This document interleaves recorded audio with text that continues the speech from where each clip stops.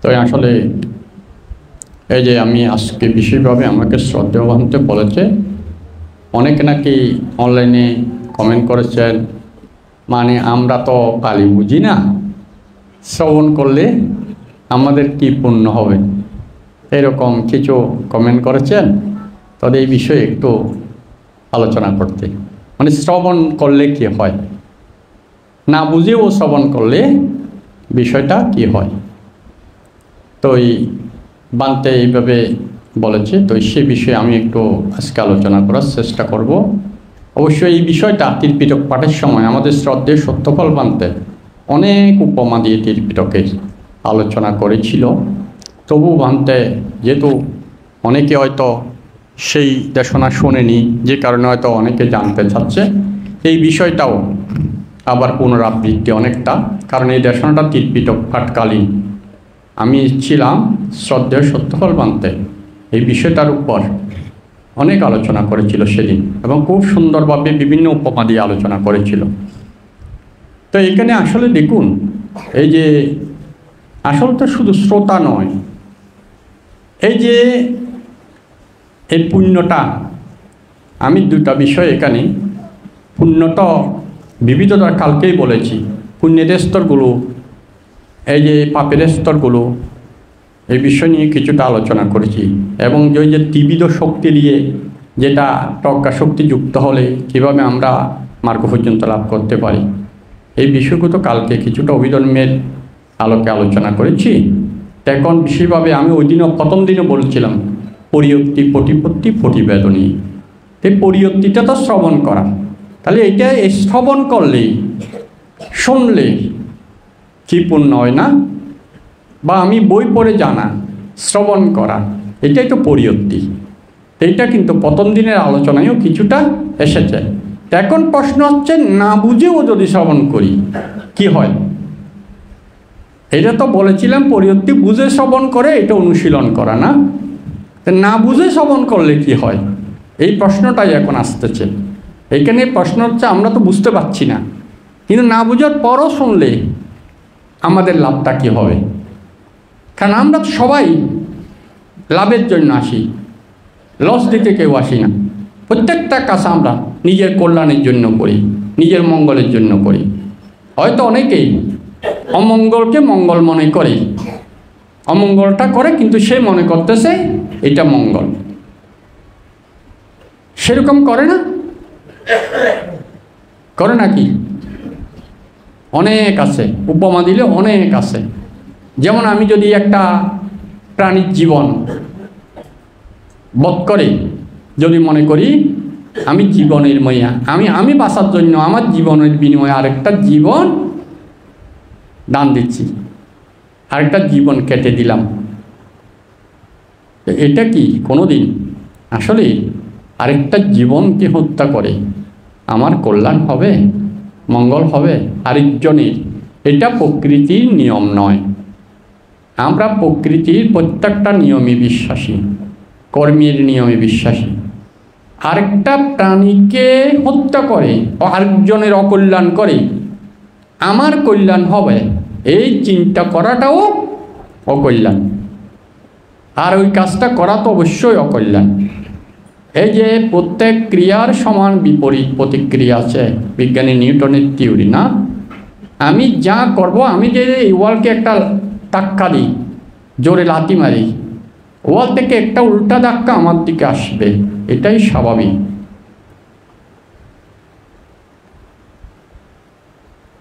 আমি যদি কাউকে একটা সোয়াদ দিই, সে না পারলে আমাকে একটা গালিও দেবে, সে হয়তো যদি আমার শক্তি দিয়ে আমার সাথে না পারে, বিনা কারণে কাউকে যদি আমি একটা ঘুষি মারি বা সোয়াদ দিই, সে হয়তো আমার সাথে শক্তিতে না পারলে আমাকে একটা মনে মনে গালিও দিয়ে যাবে না? এটাই স্বাভাবিক। অতএব আমি আরেকটি প্রাণীকে এই রক্ত দিয়ে পূজা করি আমার জীবন রক্ষা হবে, এটা কোনোদিন সম্ভব না। যেমন এই যে আজকে যেটা আমি বিষয়বস্তু বিশেষভাবে শ্রবণের পুণ্যফল নিয়ে আলোচনা, শ্রবণের পুণ্যফল নিয়ে আলোচনা করতে হলে তো শুধু শ্রবণ কেন, আয়োজক আছেন, যারা আমরা ভিক্ষু সংঘরা, আমাদের ভিক্ষু সংঘরা যারা দিবারাত্রি কষ্ট করে সারা রাত ঠিকভাবে ঘুম না গিয়ে, আপনাকে যদি 2 ঘন্টা ঘুম যাওয়ার পর চলে দেওয়া হয় 1 ঘন্টা এখানে পাঠ করার জন্য, ঘুমটা হারা ঘুমের মধ্যে আসলে আপনার মনটা কেমন হবে? আপনাকে ঘুম থেকে 1 ঘন্টা ঘুম বা 2 ঘন্টা ঘুম যাওয়ার পর তুলে দেওয়া হলো, এখানে শ্রবণ করার জন্য পাঠানো হলো, আপনি এখানে বসে বসেও ঘুমাবেন না, ঘুম চলে আসবে না? তাহলে কিন্তু আমাদের ভিক্ষু সংঘরা দেখেন, এই যে আমরা তো অনেক কিছু বুঝি না, শুধু আমাদের ভিক্ষু সংঘ কেন, আজকে যে আমাদের অতন্দ্র প্রহরী কারা, আমাদের দেশকে যারা সীমান্ত পাহারা দেয়, এরা সারা রাত সারা দিন না ডিউটি ভাগ করে আমাদেরকে রক্ষার জন্য, যদিও তারা বেতন নিচ্ছে, কিন্তু তাদের শ্রমটা চিন্তা করুন তো। তারপর যারা আমাদের সামরিক বাহিনী আছে, যারা পুলিশ বাহিনী আছে, প্রত্যেকটা ডিপার্টমেন্ট তারা সারা রাত আমাদের নিরাপত্তার জন্য শ্রম দেয়, বিনিময়ে টাকা বেতন নিচ্ছে সরকারের, কিন্তু দিবারাত্রি প্রতি মুহূর্তে জীবনের ঝুঁকি নিয়ে আমাদের নিরাপত্তার জন্য কাজ করে, বিনিময়ে আমরা টাকাটা, তাদের বেতনটা আমরা দিচ্ছি আমাদের ট্যাক্স থেকে না, কিন্তু জীবনের ঝুঁকিটা আগে সে আমাকে মারার আগে সে জীবন দিয়ে চেষ্টা করবে না, করবে না? সে মারা গেলে হয়তো আমার কাছে আসতে পারবে যে না, তাহলে সে যে আমার এই ট্যাক্সের টাকা দিয়ে আমাকে নিরাপত্তা দিচ্ছে না, ঠিক তদ্রুপ আপনাদের মানসিক শান্তির জন্য, আপনাদের মনের উদ্যোগতির জন্য, আপনাদের মানসিক সুখের জন্য এই যে আজকে ভিক্ষু সংঘেরা, দেখুন আজকে যারা আমরা বৌদ্ধ সন্ন্যাসী, সবার যাদের সংসার করার ক্ষমতা নেই, সে বানতে হতে পারে না, বানতে হওয়ার সময় জিজ্ঞেস করে আপনি কি পুরুষ? বলতে হয় আমি পুরুষ, তার মানে আমি কোনো ইসরা কিনা, ইসরা হলে সে ভিক্ষু হতে পারে না। আমি পুরুষের কাপড় পরে আসলাম, আমি ইসরা হতে পারি না, এই কারণে জিজ্ঞেস করা হয় আপনি কি পুরুষ? কারণ নারীরা ভিক্ষু হতে পারে না, ভিক্ষুণী হতে পারতো, এটা বন্ধ হয়ে গেছে, ইসরারা ভিক্ষু হতে পারে না, ওই কারণে জিজ্ঞেস করা হয় সীমাগড়ে যখন প্রবেশ করার আগেই জিজ্ঞাসা করা হয় আপনি কি পুরুষ? যে ফিটনেস পরীক্ষা, ফিটনেস পরীক্ষা বুঝেন? একটা ডিপার্টমেন্টে নিতে হলে আগে ফিটনেস পরীক্ষা নেওয়া হয়, ঠিক এই বৌদ্ধ শাসনে প্রবেশ করার পূর্বে ফিটনেস পরীক্ষা নেওয়া হয়। আপনার কি গলাদণ্ড রোগ আছে? যেমন যাদের গলাদণ্ড রোগ আছে তারা ভিক্ষু হতে পারে না, যাদের শ্বেতচর্ম রোগ আছে তারা ভিক্ষু হতে পারে না, যাদের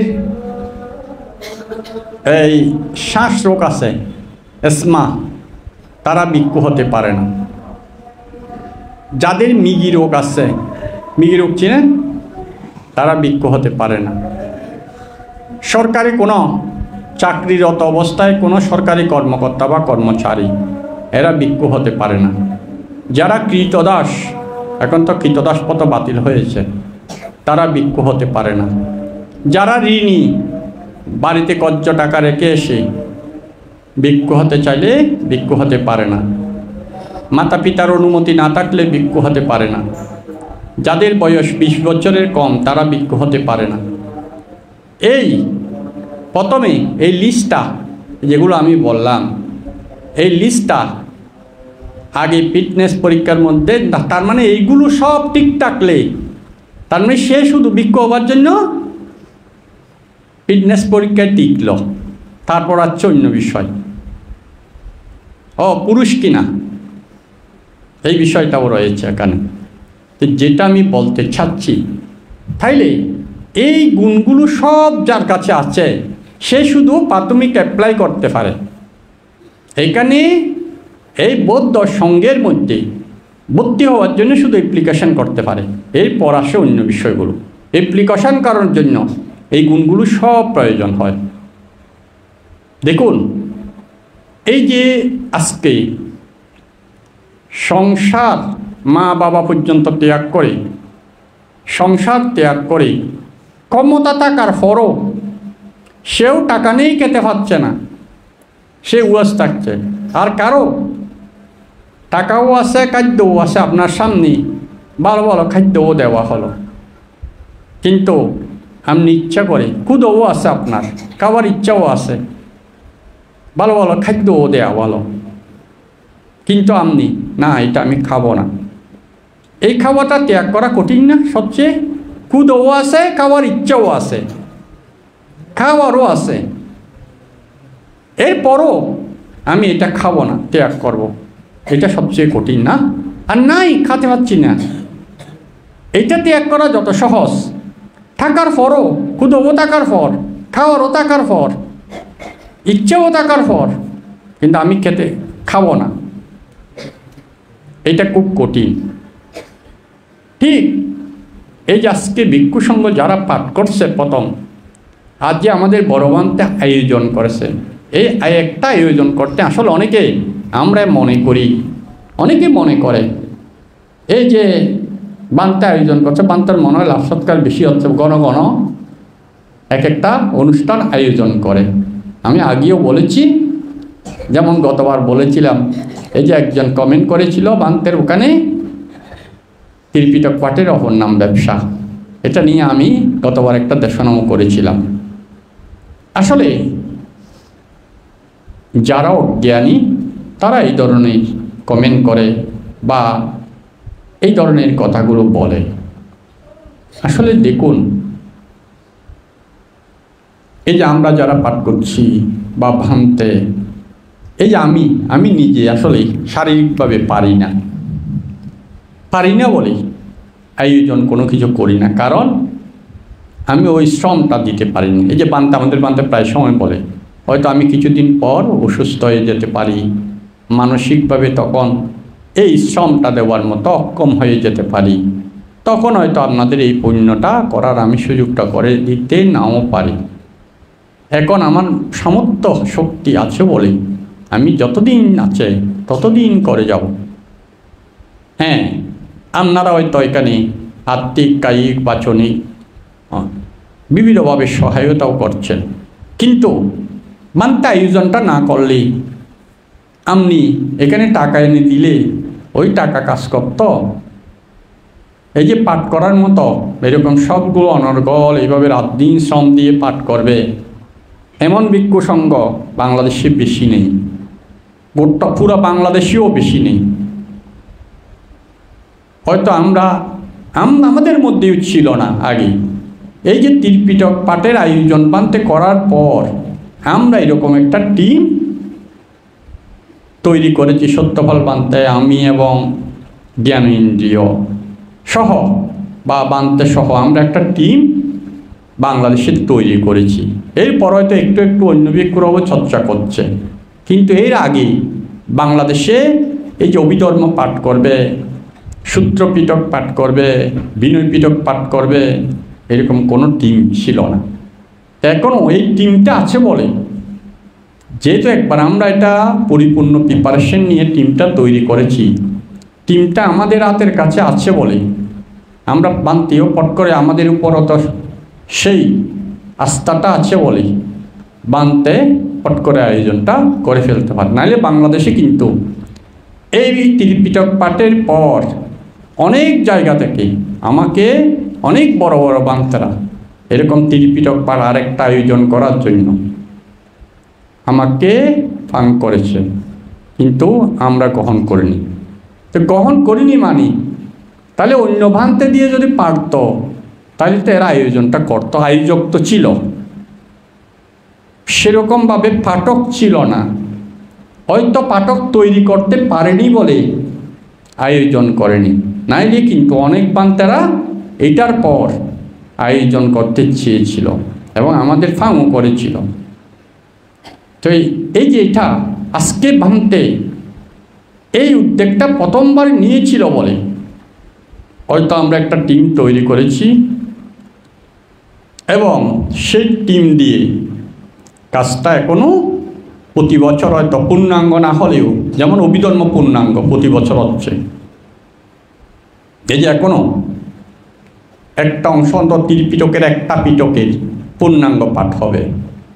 তাইলে এইখানে আপনারা যারা নিয়মিত আসতে পাচ্ছেন, হ্যাঁ, এগুলো তো আমি শ্রবণের কথা বলবো, তো এইখানে শুধু কি ভাঙতে না, এই জায়গাগুলো যে দান করেছিল তারা, এই যে আপনি যেই জায়গায় বসে আজকে ধর্মটা শ্রবণ করছেন, এই জায়গাটা যদি দান না করত, এই বিল্ডিংটা যারা আত্মিক, কায়িক, বাসনিক এবং বান্তে তো মানসিক পরিশ্রম দিয়েছে না, আমাদের শ্রদ্ধেয় প্রজ্ঞাবংশ বান্তে জায়গাটা দান নিয়েছিলেন, এরপর বানতে এসেছে, বানতে আস্তে আস্তে তিল করে বানতে আজকে এখানে কয় বছর মনে আছে? কত সালে এসেছে আপনাদের মনে আছে? হ্যাঁ, 99 সালে। ঠিক আছে, কারণ আমি 2002 সালে ভিক্ষু হয়েছি, তখন বানতে এখানে এর আরও 2-3 বছর আগে থেকে ছিল আমি জানি, কারণ আমরা যেহেতু একই গ্রামের জন্মজাত সন্তান। অতএব এই বিল্ডিংটা তিল করে হয়তো আপনারা সকলে মিলে বান থেকে বা বিভিন্ন দেশ থেকে কিছু অর্থ ডোনেশন করেছেন, কিন্তু এই অর্থগুলো তিল করে বানতে এই প্রতিষ্ঠানটা দাঁড় করিয়েছেন। বানতে একদিন মরেও যেতে পারে, আমিও মরে যেতে পারি, কিন্তু এই প্রতিষ্ঠান হয়তো আরও অনেক দিন এটা বৌদ্ধ শাসনকে সেবা দিয়ে যাবে, যদি উপযুক্ত ভিক্ষু এই বিহারে থাকে। আর যদি ভান্তের মতো এরকম উদ্যোক্তা উপযুক্ত ভিক্ষু না থাকে, আপনি চেষ্টা করলে, একজন গৃহী মানুষ চেষ্টা করলেও পারবে না। আসলে ভিক্ষুরা ছাড়া দায়ক অনেক কিছু বলে যায়, অনেক সময় কিছু টাকা দিয়ে অনেক দায়ককে আমরা দেখি বিভিন্ন জায়গায়, 1000 কোটি টাকার মালিক হতে পারে, সে হয়তো 1 কোটি টাকার ডোনেশন করতে পারে, কিন্তু 1 কোটি টাকা দিয়ে সব কাজ হয় না। এইখানে বিশেষভাবে নির্ভর করে কায়িক, বাচনিক, মানসিক শ্রমগুলো। এই যে মঞ্চটা প্রথমে সাজানোর জন্য প্ল্যান করা, সব কিছু আয়োজন করা, এগুলো শুধু টাকা দিয়ে সব হয় না। এই যে দিবারাত্রি অনবরত, চিন্তা করে দেখুন, আপনারা তো হয়তো বিকালবেলা কিছু সময়ের জন্য আসেন, কিন্তু এই যে 14 দিন অল টাইম, রাত্রি থেকে শুরু করে সারাদিন অল টাইম একজনের পর একজন এইভাবে যে চলতে থাকে, 14 দিন পর্যন্ত চলবে। গতবার তো 2 মাস, কতদিন 10 দিন মনে হয় নাকি 11 দিন চলছে তিলপিটক পাঠ। চিন্তা করে দেখুন, তাইলে এই জায়গাটা, আপনি যে জায়গায় বসে আজকে ধর্মটা শ্রবণ করছেন, যে ছাদের নিচে বসে ধর্মটা শ্রবণ করছেন, যারা এই ধর্মটা শ্রবণ করাচ্ছে, ভান্তে যে আয়োজন করেছেন, প্রত্যেকটা যদি সূক্ষ্মভাবে চিন্তা করেন, একটার সাথে একটা, ওই ফুলের মালা যা গাঁথানোর সময় যেন একটা ফুল দিয়ে একটি মালা তৈরি হয়, এখানে প্রত্যেকটা একটা মালার মতো একটার সাথে একটা সম্পর্কিত গাঁথনির সাথে সবগুলো মিলেছে বলে মালাটা তৈরি হচ্ছে, নাইলে সম্ভব হতো না। এই জায়গাটাও আছে বলেই ভিক্ষু সংঘ, এই যে এতগুলো ভিক্ষু সংঘ, থাকার জায়গা না থাকলে সম্ভব হতো? এই যে এতগুলো ভিক্ষু সংঘ যদি খাদ্য লাভ না করত, তাইলেও কি সম্ভব হতো? প্রত্যেকটা বিষয় একটার সাথে একটা গাঁথনি দিয়ে সম্পর্কিত। তো অতএব এটা হচ্ছে প্রথম। আশ্রবণজনিত পুণ্যের কথা বললে এগুলো তো বুদ্ধের সময়কালে উপমা, অহরহ হাজার উপমা আছে, যারা, যেমন প্রথম আমরা বুদ্ধের যদি জন্মচক্র প্রবর্তন সূত্রটা দেখি, এই সূত্রটা তো বুদ্ধ দেশনা করেছিল না? তাই সেদিন প্রথম শ্রবণ করে কোন্ডান্য ভিক্ষু, শ্রবণ করে, এরা তখনও আচরণ করেনি, শ্রবণ করে কোন্ডান্য ভিক্ষু শ্রোতাপত্তি লাভ করেছিল। শ্রবণ করে 18 লক্ষ ব্রহ্মা শ্রোতাপত্তি লাভ করেছিল। শ্রবণ করে অসংখ্য দেবতা শ্রোতাপত্তি লাভ করেছিল। এইটা হচ্ছে প্রথম ধর্মদেশনা বুদ্ধের।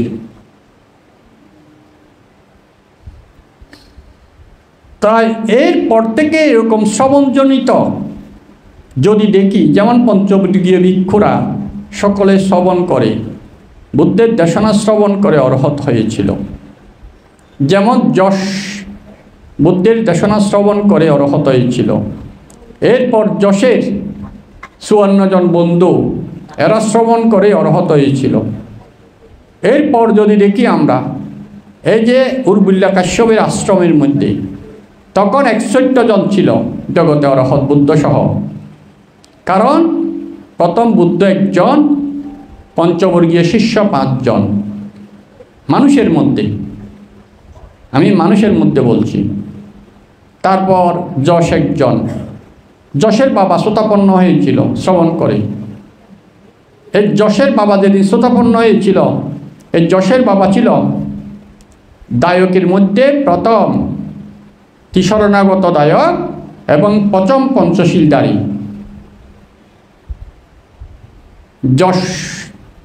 যশকে, যশ হচ্ছে সুজাতার ছেলে। যেই সুজাতার পায়ে স্বর্ণকে বুদ্ধত্ব লাভ করেছিল, যশ হচ্ছে সেই সুজাতার ছেলে। এই যশের বাবা, তার মানে সুজাতার স্বামী, এই প্রথম বুদ্ধের ধর্মদেশনা শুনে শ্রোতাপন্ন হয়েছিল। কারণ আমরা আগে জানতাম, আমি গৃহী থাকতেও মনে করতাম সুজাতা সেদিন প্রথমবার দিয়েছিল, প্রথমবার নয়, সুজাতা মানুষ করেছিল। আমি যদি আমার উপযুক্ত সময়ে বিবাহ হয়, আমি যদি আমার উপযুক্ত পাত্রের সাথে, উপযুক্ত পরিবারের সাথে আমার বিবাহ হয়, তাইলে এই বুদ্ধি দেবতাকে প্রতি বছর আমি কি করব? পূজা করব। সেই হিসাবে তখন থেকে পূজা করত প্রতি বছর। অনেক আগে সুজাতার বিয়ে হয়েছিল। সুজাতা তখন যুবতী ছিল না, বুদ্ধকে যেবার দান করেছিল প্রতি বছর করে, ওই বৈশাখী পূর্ণিমা তিথিতে প্রতি বছর বাপের বাড়ি আসে। কারণ সুজাতার শ্বশুর বাড়ি ছিল ঋষিপতন মেঘাদাবে, ওইখানে এক শ্রেষ্ঠীর ছেলের সাথে বিয়ে হয়েছিল এবং তার তখন সন্তানও ছিল, যুবক এক সন্তান, তার নাম ছিল যশ, ষষ্ঠীপুত্র যশ। সে প্রতি বছর এসে এই বৃক্ষের নিচে বৃক্ষ দেবতার উদ্দেশ্যে পূজা দিত। হয়তো অনেকে জানেন, অনেকে অন্যরকম, কারণ এইটা আগে আমরা অন্যরকম শুনেছিলাম, কিন্তু পরবর্তী সময়ে বইয়ে এইভাবে পাচ্ছি। যশের বাবার নাম কি পাইনি আমি, যশের বাবার নামটা আমার এখন মনে নেই, তবে পেয়েছি। হ্যাঁ, উনি ওই ঋষিপতন মেঘাদাবের এক শ্রেষ্ঠীর পুত্র ছিল এবং উনি শ্রেষ্ঠী ছিল, তবে নামটা আমার এখন মনে নেই। তাই এই যশ যেহেতু ঋষিপতন মেঘাদাবে প্রথম বর্ষবাসে পঞ্চবর্গীয় ভিক্ষু যখন অরহত হয়েছিল, এই বর্ষবাসের মধ্যেই একদিন দেখতে পেল আজকে যশ বুদ্ধ যদি যায়, যশ শ্রোতাপন্ন হবে। এই বুদ্ধ রাত্রিকালীন বুদ্ধ ওই বাগান বাড়িতে গিয়ে ধ্যানে বসেছিল। যশ এক সময় বুদ্ধের কাছে, আমি সংক্ষেপে, কারণ আমি যেহেতু আজকে এক বিষয় নিয়ে আলোচনা করব, ওদিকে বেশি যাচ্ছি না। এই যশের সাথে যখন রাত্রিতে দেখা হয়েছিল, প্রথম দেশনাতে বুদ্ধ যশ শ্রোতাপত্তি লাভ করেছিল। পরবর্তীতে সকালবেলা রাত্রিতে যশ যেহেতু বাড়ি ফিরেনি, বাবা বাগান বাড়িতে খুঁজতে এসেছিল। এই খুঁজতে এসে ওই রাস্তার মধ্যে পাড়া, মানে ও খোয়ার মধ্যে একটু একটু পায়ের চাপ দেখে আস্তে আস্তে এখানে এসে দেখলো যশ নাই, পারাও না। কারণ বুদ্ধ অধিষ্ঠান করেছিল যশের বাবা যেন যশকে না দেখে, আবার যশ যেন যশের বাবাকেও না দেখে, কিন্তু দুজনেই বুদ্ধকে দেখবে। তো যে কারণে ওইখানে এসে দেখে পায়ের ছাপ নাই, পায়ের ছাপ আছে ওইখানে লাস্ট, কিন্তু যশকে দেখতে পাচ্ছে না। তখন বুদ্ধকে জিজ্ঞেস করলো, ভগবান মানে সন্ন্যাসী হিসাবে মানে ভগবান সম্বোধন করে জিজ্ঞেস করেছিল, মানে এইখানে যশকে কি দেখেছেন আপনি? তখন বলেছিল, আপনি এখানে বসতে পারেন, বসলে যশকে পাবেন, কিন্তু যশ তো আছে, সে দেখতে পাচ্ছে না যে। তখন দুজনকে উদ্দেশ্য করে সেখানে আবারও দেশনা করেছিলেন। সেই দেশনাতে যশ অরহত হয়েছিলেন গৃহী অবস্থায়, আর বাবা শ্রোতাপন্ন হয়েছিলেন। এই ত্রিশরণাগত উপাসকের মধ্যে যশের বাবা ছিল প্রথম, আর দ্বিশরণাগত এটা তো আপনারা জানেন, তপস্য বললি দ্বিশরণ গ্রহণ করেছিল। ত্রিশরণ প্রথম গ্রহণ করেছিল বুদ্ধের কাছ থেকে যশের বাবা, এবং পঞ্চশীল যশের বাবা। কারণ যারা শ্রোতাপন্ন হয় তারা এই পঞ্চশীল ভঙ্গ করে না। এরপর সেদিনের জন্য তারপর যশকে অনুমতি দিয়েছিল ব্রহ্মচর্যের জন্য। এরপর ফাং করেছিল, এবং বাড়িতে যখন বৌদ্ধ প্রমুখ ভিক্ষু সংঘরা ফাং নিয়েছিল সেদিনের দেশনাতে আবার ওই সুজাতা এবং এদের পারিবারিক অন্যান্য সদস্যরাও শ্রোতাপন্ন হয়েছিল, এবং এরাও ত্রিশরণাগত হয়েছিল। এরপর যশের 54 জন বন্ধু এরা ব্রহ্মচর্য নিয়েছিল, এবং এরাও এই বর্ষাবাস 3 মাসের মধ্যে, প্রথম বর্ষাবাস 3 মাসের মধ্যে ঈশিপতন মেঘাদাবী এরাও সবাই অরহৎ ফলে প্রতিষ্ঠিত হয়েছিল। সবাই শ্রবণ করে।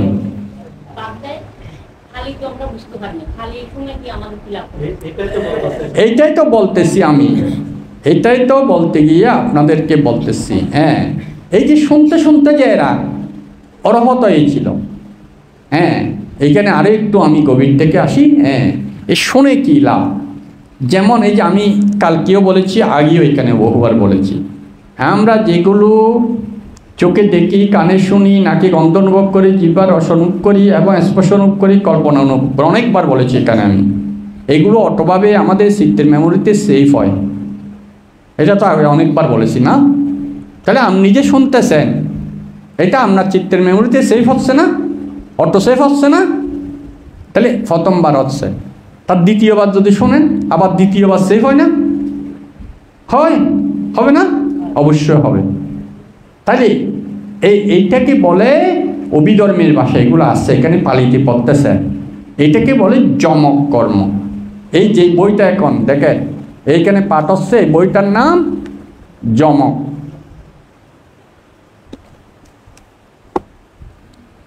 যমক মানে কি? জোড়া। তো জোড়া কি? এই যে আপনার চিত্ত এখন ডবল হলো, 2 বার শ্রবণ করেছেন, ডবল। বা আপনি আবার দেখে দেখে একবার যদি পাঠ করেন, এটাও সেভ হবে না? তখন ত্রিফল হলো না? তার মানে আরও শক্তিতে রূপান্তর হলো। এইভাবে যতবার শুধু শ্রবণ করার, আমি শ্রবণ নিয়ে বলতেছি, প্রত্যেকটা আমি খারাপ করলে ওইটাও খারাপের যমক হবে, খারাপ শক্তিশালী হবে, আর ভালো করলে এগুলো ভালো শক্তিশালী হবে, মানে ভালো হিসেবে যমক হবে। তাইলে এই শ্রবণটা, এটা তো বুদ্ধের সেই আমাদের প্রাকৃতিক নিয়মে, চিত্ত নিয়মে, যে কালকে বলছি চিত্ত নিয়ম, কর্ম নিয়ম, ধর্ম নিয়ম, ঋতু নিয়ম, এগুলো সব আমাদের চিত্ত অটোভাবে সেভ হচ্ছে। এই সেভ হয়ে এগুলো যমক হচ্ছে বারবার, না শক্তিতে রূপান্তর হচ্ছে। প্রতিবার আমরা শ্রবণ করার সময় না বুঝি, যেমন আরও অনেক আছে, আমি উপমা দেব, কিছু ত্রিপিটক থেকে কিছু উপমা দেব। প্রথমে আমি এই কথাটা আগে বুঝে নেন, শক্তিতে যে রূপান্তর হচ্ছে, এটা কম যে আমি যা কালকে রূপান্তরের কথা বলেছি আমাদের চিত্তে, তাহলে এটা শক্তি। যমক মানে শক্তি হচ্ছে, শ্রবণ করতে করতে আপনার চিত্তে শক্তিতে রূপান্তর হচ্ছে। এই শক্তিটা রূপান্তর হয়ে মনে করেন আপনার মৃত্যুর পর, এই যে বলা হচ্ছে কোন কর্মটা আমার মৃত্যুর সময় বিপাক দেবে, ফল দেবে, কোন কর্মটা মৃত্যুর সময় একজন মানুষকে বা একটা প্রাণীকে ফল দেয়, যেটা বলা হচ্ছে আসন্ন কর্মের কথা আপনারা অনেকে শুনেছেন না? আচ্ছা, আসন্ন কর্ম কি হয় যদি কোনো ব্যতিক্রমী না থাকে? ব্যতিক্রমী কি? মনে করে একজন মানুষ সারা জীবন পাপ করলো, কিন্তু মৃত্যুর সময় হঠাৎ কেউ তাকে একটা পুণ্য কাজ করালো, বা পুণ্য শব্দ শ্রবণ করালো, পুণ্য গন্ধ শ্রবণ করালো, বা পুণ্য হবার মতো কিছু কাজ করালো, ফট করে এটা হয়তো আসন্ন কর্ম আসতে পারে। আবার একজন মানুষ সারা জীবন পুণ্য কাজ করেছে, আসন্ন কর্মে গিয়ে এই যে যেমন আমরা অসুখের ক্ষেত্রে দেখতে পাই, বিছনের বাতাস লাগার পর তার কাছে ক্রোধচিত্ত উৎপন্ন হয়ে গেল, যে কারণে সে অপায়ে গিয়েছিল। কিন্তু তাই বলে তার পুণ্যগুলো বিফলে যায়নি, সে আবার 1 সপ্তাহ পর অষ্টশীল গ্রহণ করে আবার দেবলোকে উৎপন্ন হয়েছিল। এটুকুলো আমরা জানি না, আমি সে কারণে সেদিকে যাচ্ছি না। কিন্তু আমি যেটা এখানে বলতে চাচ্ছি, যদি ব্যতিক্রমী কোনো আসন্ন, এটা তো বিছনের বাড়ি করেছিল, এটা ব্যতিক্রমী না, ব্যতিক্রমী পাপ। বা হঠাৎ করে কেউ, আপনি সারা জীবন পাপ করলেন একটা মানুষ, হঠাৎ করে কেউ এসে হয়তো একটা ভালো, আপনাকে মৃত্যুর সময় একটা ভালো কাজ করার সহায়তা করে ফেললো, এটা তো হঠাৎ করে ঘটতে পারে না, কিন্তু স্বাভাবিকভাবে তো ঘটবে না। কিন্তু একজন মানুষ যখন স্বাভাবিকভাবে মৃত্যুবরণ করে, কোন কর্মটা তখন তার আসন্ন কর্ম হবে, যেটা ত্রিপিটকের অনেক জায়গায় আছে, বলা হচ্ছে আচরিত কর্ম। আসন্ন কর্মে রূপান্তর হয়। আচরিত কর্ম কি, এগুলো নিয়ে অনেক সময় আমাদের ভাবনা কোর্সে আলোচনা হয়। আচরিত কর্ম হচ্ছে যে মানুষ যে কাজটা প্রতিদিন কন্টিনিউ কিছু না কিছু একবার হলেও করে, প্রতিদিন যেই কাজটা প্রতিদিন একবার হলেও করে, এটাকে বলে আচরিত কর্ম। সেটা খারাপ হোক বা ভালো হোক। যেমন একজন মানুষ যদি প্রতিদিন মাছ ধরে, তাহলে তার সেটা আচরিত কর্ম। একজন মানুষ যদি প্রতিদিন চুরি করে, তার সেটা আচরিত কর্ম। একদিন মানুষ যদি প্রতিদিন বেবিচার করে বা নেশা করে বা মিথ্যা কথা বলে, সেগুলো তার আচরিত কর্ম, সেগুলো ফল দিতে পারে। আর সেইগুলো ফল দিলে তাহলে তার নিম্নগতি হবে। আর একজন মানুষ ধরেন প্রতিদিন কোনো না কোনো পুণ্য কাজ, প্রতিদিন দান দেওয়া অল্প অল্প। এই যে আমাদের অনেক ভান্তরা বলেন, এই যে মুষ্টি ভিক্ষার কথা বলে না, আমাদের সঙ্গরাজ ভান্তে বেশি বলে, প্রায় দেশনায় বলেন, এই যে আপনি প্রতিদিন ভাত রান্না করার সময় 1 মুঠ চাল দান চেতনায় রেখে দেবেন। এইভাবে যদি আমি প্রতি সিন্দায় 1 মুঠ চাল দান চেতনায় রেখে দিই, তাইলে প্রতিদিন যদি রাখি, এইখানে 1 মুঠ চাল রাখে দিলে আমাদের ভাত শর্ট পড়বে? কোনো দিন পড়বে না। কিন্তু আমি একেবারে ক্ষমতা আছে, আমি 10 মণ দিয়ে দিলাম, এইটা একবার, চেতনাটা একবার ছিল, হয়তো বৃহৎ আকারে। কিন্তু আমি প্রতিদিন যে খাদ্য রান্না করার সময় 1 মুঠ চাল দানের উদ্দেশ্যে, এটা আমি বিক্রি করে আমি ভিক্ষু সংঘের জন্য হোক বা মন্দিরের জন্য হোক, বা আমি কোনো মেডিকেলে অসুস্থ রোগী চিকিৎসা পাচ্ছে না, তাকে আমি ওষুধ কিনে দিতে পারি, বা যে কোনো পুণ্য কাজ ভালো কাজ করার জন্য এটা আমি দানের জন্য রেখে দেব। তাহলে ডেলি কয়বার ভাত রান্না করেন? কমপক্ষে তো 2 বার তো কমন, অনেকে 3 বারও করে না, 2 বার তো কমন আমরা রান্না করি। তাহলে ডেলি যদি 2 মুঠ চাউল আমি দানের চেতনায় রাখি দিই, এইভাবে যদি সারা বছর চলতে থাকে এবং মৃত্যুর আগ দিন পর্যন্ত চলতে থাকে, তাইলে এটা আপনার আচরিত কর্ম হবে না? প্রতিদিন প্রতিবার দানচেতন, ডেলি অন্তত 2 বার দানচেতন উৎপন্ন হয়। তাহলে প্রতিদিন যদি ডেলি 2 বার দানচেতনা একটি মানুষের মধ্যে উৎপন্ন হয়, সেটা তো মুখস্থ হয়ে যাবে না? যেমন আমরা একটা পড়া মুখস্থ করতে করতে করতে করতে করতে বা একটা গান শুনতে শুনতে শুনতে এমন হয়ে যায় যে আমাদের ইচ্ছার বাইরেও অনেক সময় গানটা অটোমেটিক মুখ দিয়ে বের হয়ে আসে, কল্পনা জগৎ থেকে। না হয় না এরকম অনেক সময়? তাই এই পাঠটানগুলো শুনতে শুনতে বা পড়তে পড়তে অনেক সময় আপনি হাঁটতেছেন, আপনার মধ্যে অত এই পাঠটানের শব্দগুলো অটোমেটিকভাবে আসতেছে। তো এটা অটোমেটিক কখন আসে? নিচ থেকে এটা কখন আসে? যখন ওই আমাদের চিত্তের মেমোরিতে, যে আমি বললাম সেফ হয়, এই সেফ হতে হতো ওই বিষয়টা ওখানে পরিপক্কতা হয়ে যায়, তখন এটা অটোভাবে আমার অজান্তেই আমার চেতনাতে চলে আসে। বুঝতে পেরেছেন? তাহলে এই অজান্তে যখন চলে আসে, এই কুশল কাজগুলো, দান, শীল, আপনি এই শীল পালন করতে করতে শীলের বিষয়গুলো আপনাকে আর কীভাবে শীল পালন করতে হবে কেউ শিখে দিতে হয় না, অটোভাবে আপনার কাছে চলে আসে। আসে না এরকম? অনেক সময় স্বপ্নেও আপনি দেখতেছেন যে কেউ মিথ্যা কথা বলতেছে, কিন্তু আপনি বলতে পারতেছেন না মিথ্যা। স্বপ্নের মধ্যেও আপনি মিথ্যা কথা বলতে পারতেছেন না, বা স্বপ্নের মধ্যেও আমি একটি প্রাণীকে হত্যা করতে পারতেছেন না। কেন এটা? কারণ আপনার চিত্তের মধ্যে ওই কুশলটা পরিপক্কতা, তার মানে অকুশলটা কুশলটার উৎপীড়ক।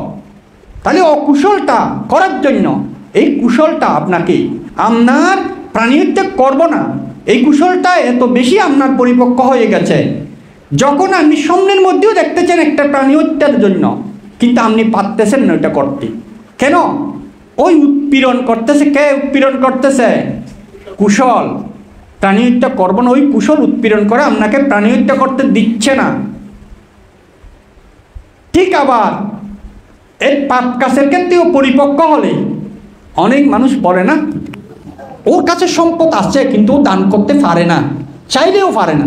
বিভিন্ন অন্তরায় আমি দেখেছি অনেক জায়গায়, এমনকি আমি এটাও দেখেছি অনেক মানুষ, আমরা যখন প্রথমে বিভিন্ন জায়গায় প্রথম পিণ্ডি চারণ করতাম, পাহাড়ের মধ্যে বিভিন্ন, যেখানে সবচেয়ে গরিব মানুষ আমি আর জ্ঞানেন্দ্র, আমরা দুজন। আসলে যেদিকে কিছু মানুষ আছে পিণ্ডি চারণ দেওয়ার জন্য লাইন ধরে দিয়েই থাকে, এরা তো প্রতিদিন পুণ্য করে। কিন্তু কিছু মানুষ তারা নিজে থেকে পিণ্ডি চারণ দিতে রাস্তায় আসে না। এরকম মানুষ নেই আমাদের? সকালে উঠে যে আসে না। আমরা কি করতাম, আমি আর জ্ঞানেন্দ্র, অথচ অন্যদিকে মানুষ দেওয়ার জন্য দাঁড়িয়ে থাকে, কিন্তু যেই মানুষগুলো পিণ্ডি-চারণ দেয় না তাদের উঠানে গিয়ে দাঁড়িয়ে থাকতাম, কারণ তাদের পুণ্য করার জন্য। অথচ অন্যদিকে আমাদের দেওয়ার জন্য দাঁড়িয়ে আছে, সেদিকে না গিয়ে যেদিকে মানুষেরা ঘুম থেকে উঠে না, দেওয়ার ইচ্ছাও নেই, সেরকম জায়গায় গিয়ে পিণ্ডি-চারণের জন্য দাঁড়িয়ে থাকতাম। আমি এটা উপমা দেওয়ার জন্য বলতেছি, যদিও সময় হয়তো বিষয়টা একটু লম্বা হয়ে যাবে আজকে, তারপরেও আপনাদের বোঝার জন্য। তাইলে এই যে দেখলে হয়তো প্রথম কী করত, এক গ্লাস পানি নিয়ে আসতো, তো স্বামীকে করে এইভাবে একটু পানি দিয়ে বলে বানতে, আমার দেওয়ার মতো তো কিছু নেই, কালকে আরও আসবেন, বা এরকম বলতেন অনেকে। আবার অনেকে লবণ দিত, মানতেও জানে, মানতে পিণ্ডি চারণ করেছে দীর্ঘদিন, মানতের অভিজ্ঞতা এগুলো থাকবে। অনেকে না দিত, দেখেও বসে থাকতো, কিন্তু আমরা 5 মিনিট পর্যন্ত যেহেতু দাঁড়ানো থাকার ইচ্ছা আছে, নিয়ম আছে, আমরা দাঁড়িয়ে থাকতাম ইচ্ছা করে। মানে ওই হতাশা দিছি, তার ঠিককাম ফাতি হইলো দিয়ে দেখুন দম পড়িব, ঠিককাম ফাতি হইলো দিয়ে দেখুন দম পড়িব, এইরকম দাঁড়িয়ে থাকতাম। দেখেন, তারপর অনেক সময় 1 বার 2 বার 3 বার 4 বার যখন গিয়ে দাঁড়িয়ে থাকতাম, তো লজ্জায় পড়ে অনেক সময় লবণ দিত। তারপর আস্তে আস্তে এক সময় একবার দেখি যে মানে লবণ দিতে আসলো দেখেন, তো এর হাতটা এইভাবে কাঁপতেছে, মানে লবণটা যে দেবে পাত্রে, আমি চাচ্ছি তো ওইটাও আমার পাত্রে পড়ুক, কারণ এর লবণ দিয়ে অন্তত একটা দান চেতনা সৃষ্টি হোক। কিন্তু দেওয়ার সময় এইভাবে কাঁপতে কাঁপতে লবণটা বাইরে পড়ে গেল। তা আমি চিন্তা করলাম, মানে এর পুণ্যফলটা এত দুর্বল যে অন্তত লবণটা যে আজকে নিয়ে এসেছে, 3-4 দিন দাঁড়িয়ে থাকার পর, কিকটাম ফাতি দাঁড়িয়ে থাকার পরে যে লবণ নিয়ে আসলো, কিন্তু লবণটা পাত্রে ফেলতে পারেনি সে। দেখুন চিন্তা করে, এই যে এরকম অনেক ঘটনা আমাদের জীবনে প্র্যাকটিক্যাল অভিজ্ঞতা আছে। এগুলো আমি বানাই বলতেছি না, এগুলো আমাদের জীবনে অনেক প্র্যাকটিক্যাল অভিজ্ঞতা আছে। তো দেখুন, আসলে এইটা দিতে এক সময় তার দানচিত্ততা প্রসারিত হয়। অনেক ঘটনা, আমি সেদিকে আর যাচ্ছি না। এটি শিলের ক্ষেত্রেও প্রথম যখন একজন মানুষ পঞ্চশীল নিতে আসে, অষ্টশীল নিতে আসে, তার এই অষ্টশীল নেওয়াটা অনেক কষ্টকর মনে হয়, কিন্তু যারা প্রতিনিয়ত অষ্টশীল নেয় তাদের কাছে এটা ফানিবাত হয়ে যায় না, অষ্টশীলটা কিছু একটা মনে হয় না। কিন্তু প্রথম যে নিতে আসে তার কাছে অনেক কষ্টের মনে হয়। যেমন প্রথম যারা ধ্যান করতে বসে, এই যে আমি নিজে প্র্যাকটিক্যাল একবার আন্দারমানিক প্রথম গৃহী থাকতেই, আমি তো গৃহী থাকতে থেকে ধ্যান করতাম, গৃহী থাকতে আন্দারমানিক একটা বিহারে ধ্যান করতে গিয়েছিলাম। তো আসলে তো আমি তো আগের সারিতে বসতাম, আমার সেকেন্ড সারিতে আমার পিছনে একটা লোক বসেছিল, সেখানে আন্দারমানিকের যুবক, মানে বেশি যুবকও নয়, সে বিদেশ থেকে আসছে। সবাই দেখি বলল তুমি তো আবার বিদেশ চলে যাবে, এখানে ধ্যান কোর্স আছে, তুমি একটা অন্তত 10 দিন ধ্যান কোর্স করো।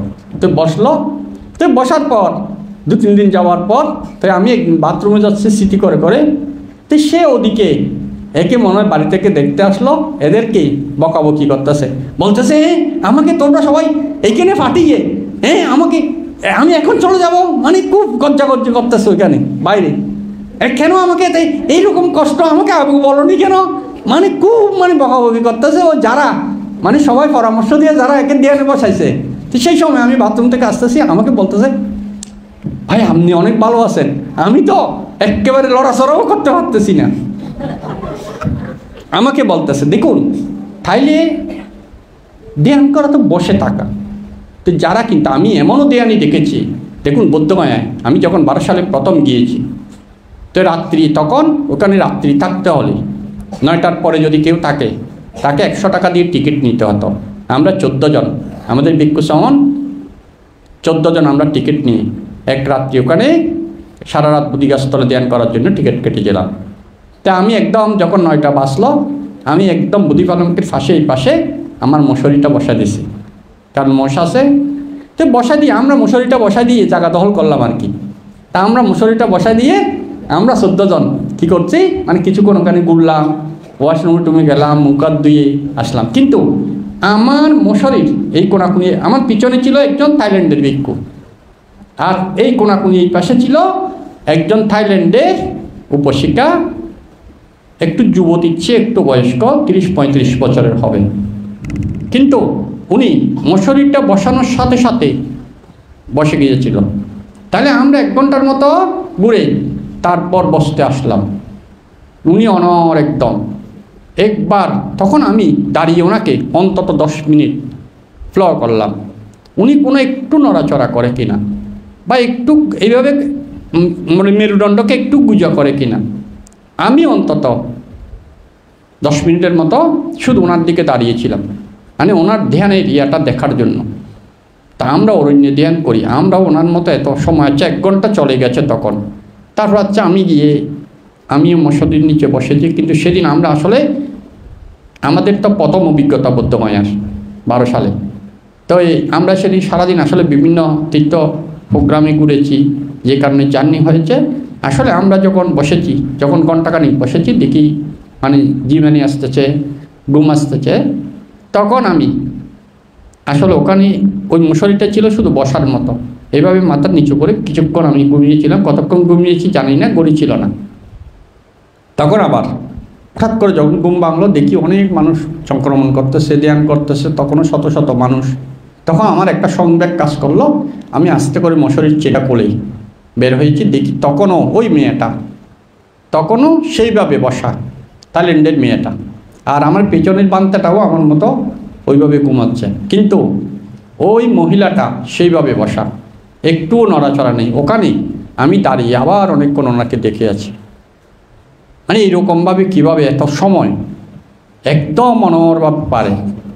তারপর আবার চতুর্দিকে দেখলাম, ঘুরে দেখি আমাদের ভিক্ষুরা বেশিরভাগ ওইভাবে ঘুমাচ্ছে, 1-2 জন সংক্রমণ করতেছে, আরগুলো ঘুমাচ্ছে। কারণ আমরা তো আসলে সারাদিন বিভিন্ন ইয়া করেছি, তো এই অনেক বিদেশিরা কিন্তু থাইল্যান্ডি ভিক্ষুরা বিশেষভাবে, থাইল্যান্ডে উপশিকারা বেশিরভাগ এরা কিন্তু ধ্যান করতেছে। তো এদেরকে দেখে আমার আবার সংবেগ একটু সংবেগ হলো। আমি কিছুক্ষণ সংক্রমণ করে আবার গিয়ে বসতে যাব, আবার ওই উপশিকার দিকে অনেক মানে একটু হলো নড়ে কিনা, বা একটু মেরুদণ্ড গুজা করে কিনা, আবার অনেকক্ষণ দেখলাম। তারপর গিয়ে আবার বসলাম, আবার হয়তো আধা ঘন্টা 40 মিনিট বসে দেখি যে ওই ঘুমের ভাবটা কাটেনি, তো আবার ঘুম আসতেছে, আবার কিছুক্ষণ ঘুমিয়ে আবার উঠে গেছি। এইভাবে আমি মোটামুটি আবার উঠে দেখি উনি বসা, ওনাকে দেখে আমার আবার সংবেগটা জেগে উঠে, আবার একটু কিছুক্ষণ সংক্রমণ করে আবার এসে বসি। এইভাবে যে 4টা বাজলো সকাল, তার মানে ওই দেশ 9টায় বসেছে, এদিকে সকাল 4টায়। এবার সাধারণ পাবলিক ডুববে, ওই কারণে যারা টিকিট কাটে তাদের মশারি তুলে ফেলতে হয়। এখন তো ওইটার সিস্টেমটা নাই। তো যে 4টা বাজলো ওরা এসে বলল, মানে এখন আপনারা মশারি তুলে ফেলেন, সাধারণ পাবলিক সবাই আসবে। তখন ওই উপশিকা, আমি মশারি থেকে বের হলাম, দেখি ওই উপসিক আস্তে করে সেন্টটা কোলে মশারিটা বাস করে আস্তে আস্তে স্মৃতি করে করে চলে গেল। তার মানে 9টা থেকে 5টা পর্যন্ত এক চুলবড় নড়াচড়া করেনি, মেরুদণ্ডকে গুজবও করতে দেখিনি। তো ওনাদের জন্য সেরকম দেয়ানি, তাইলে এটা একদিনে হয়নি, এটা একদিনে তৈরি হয়নি।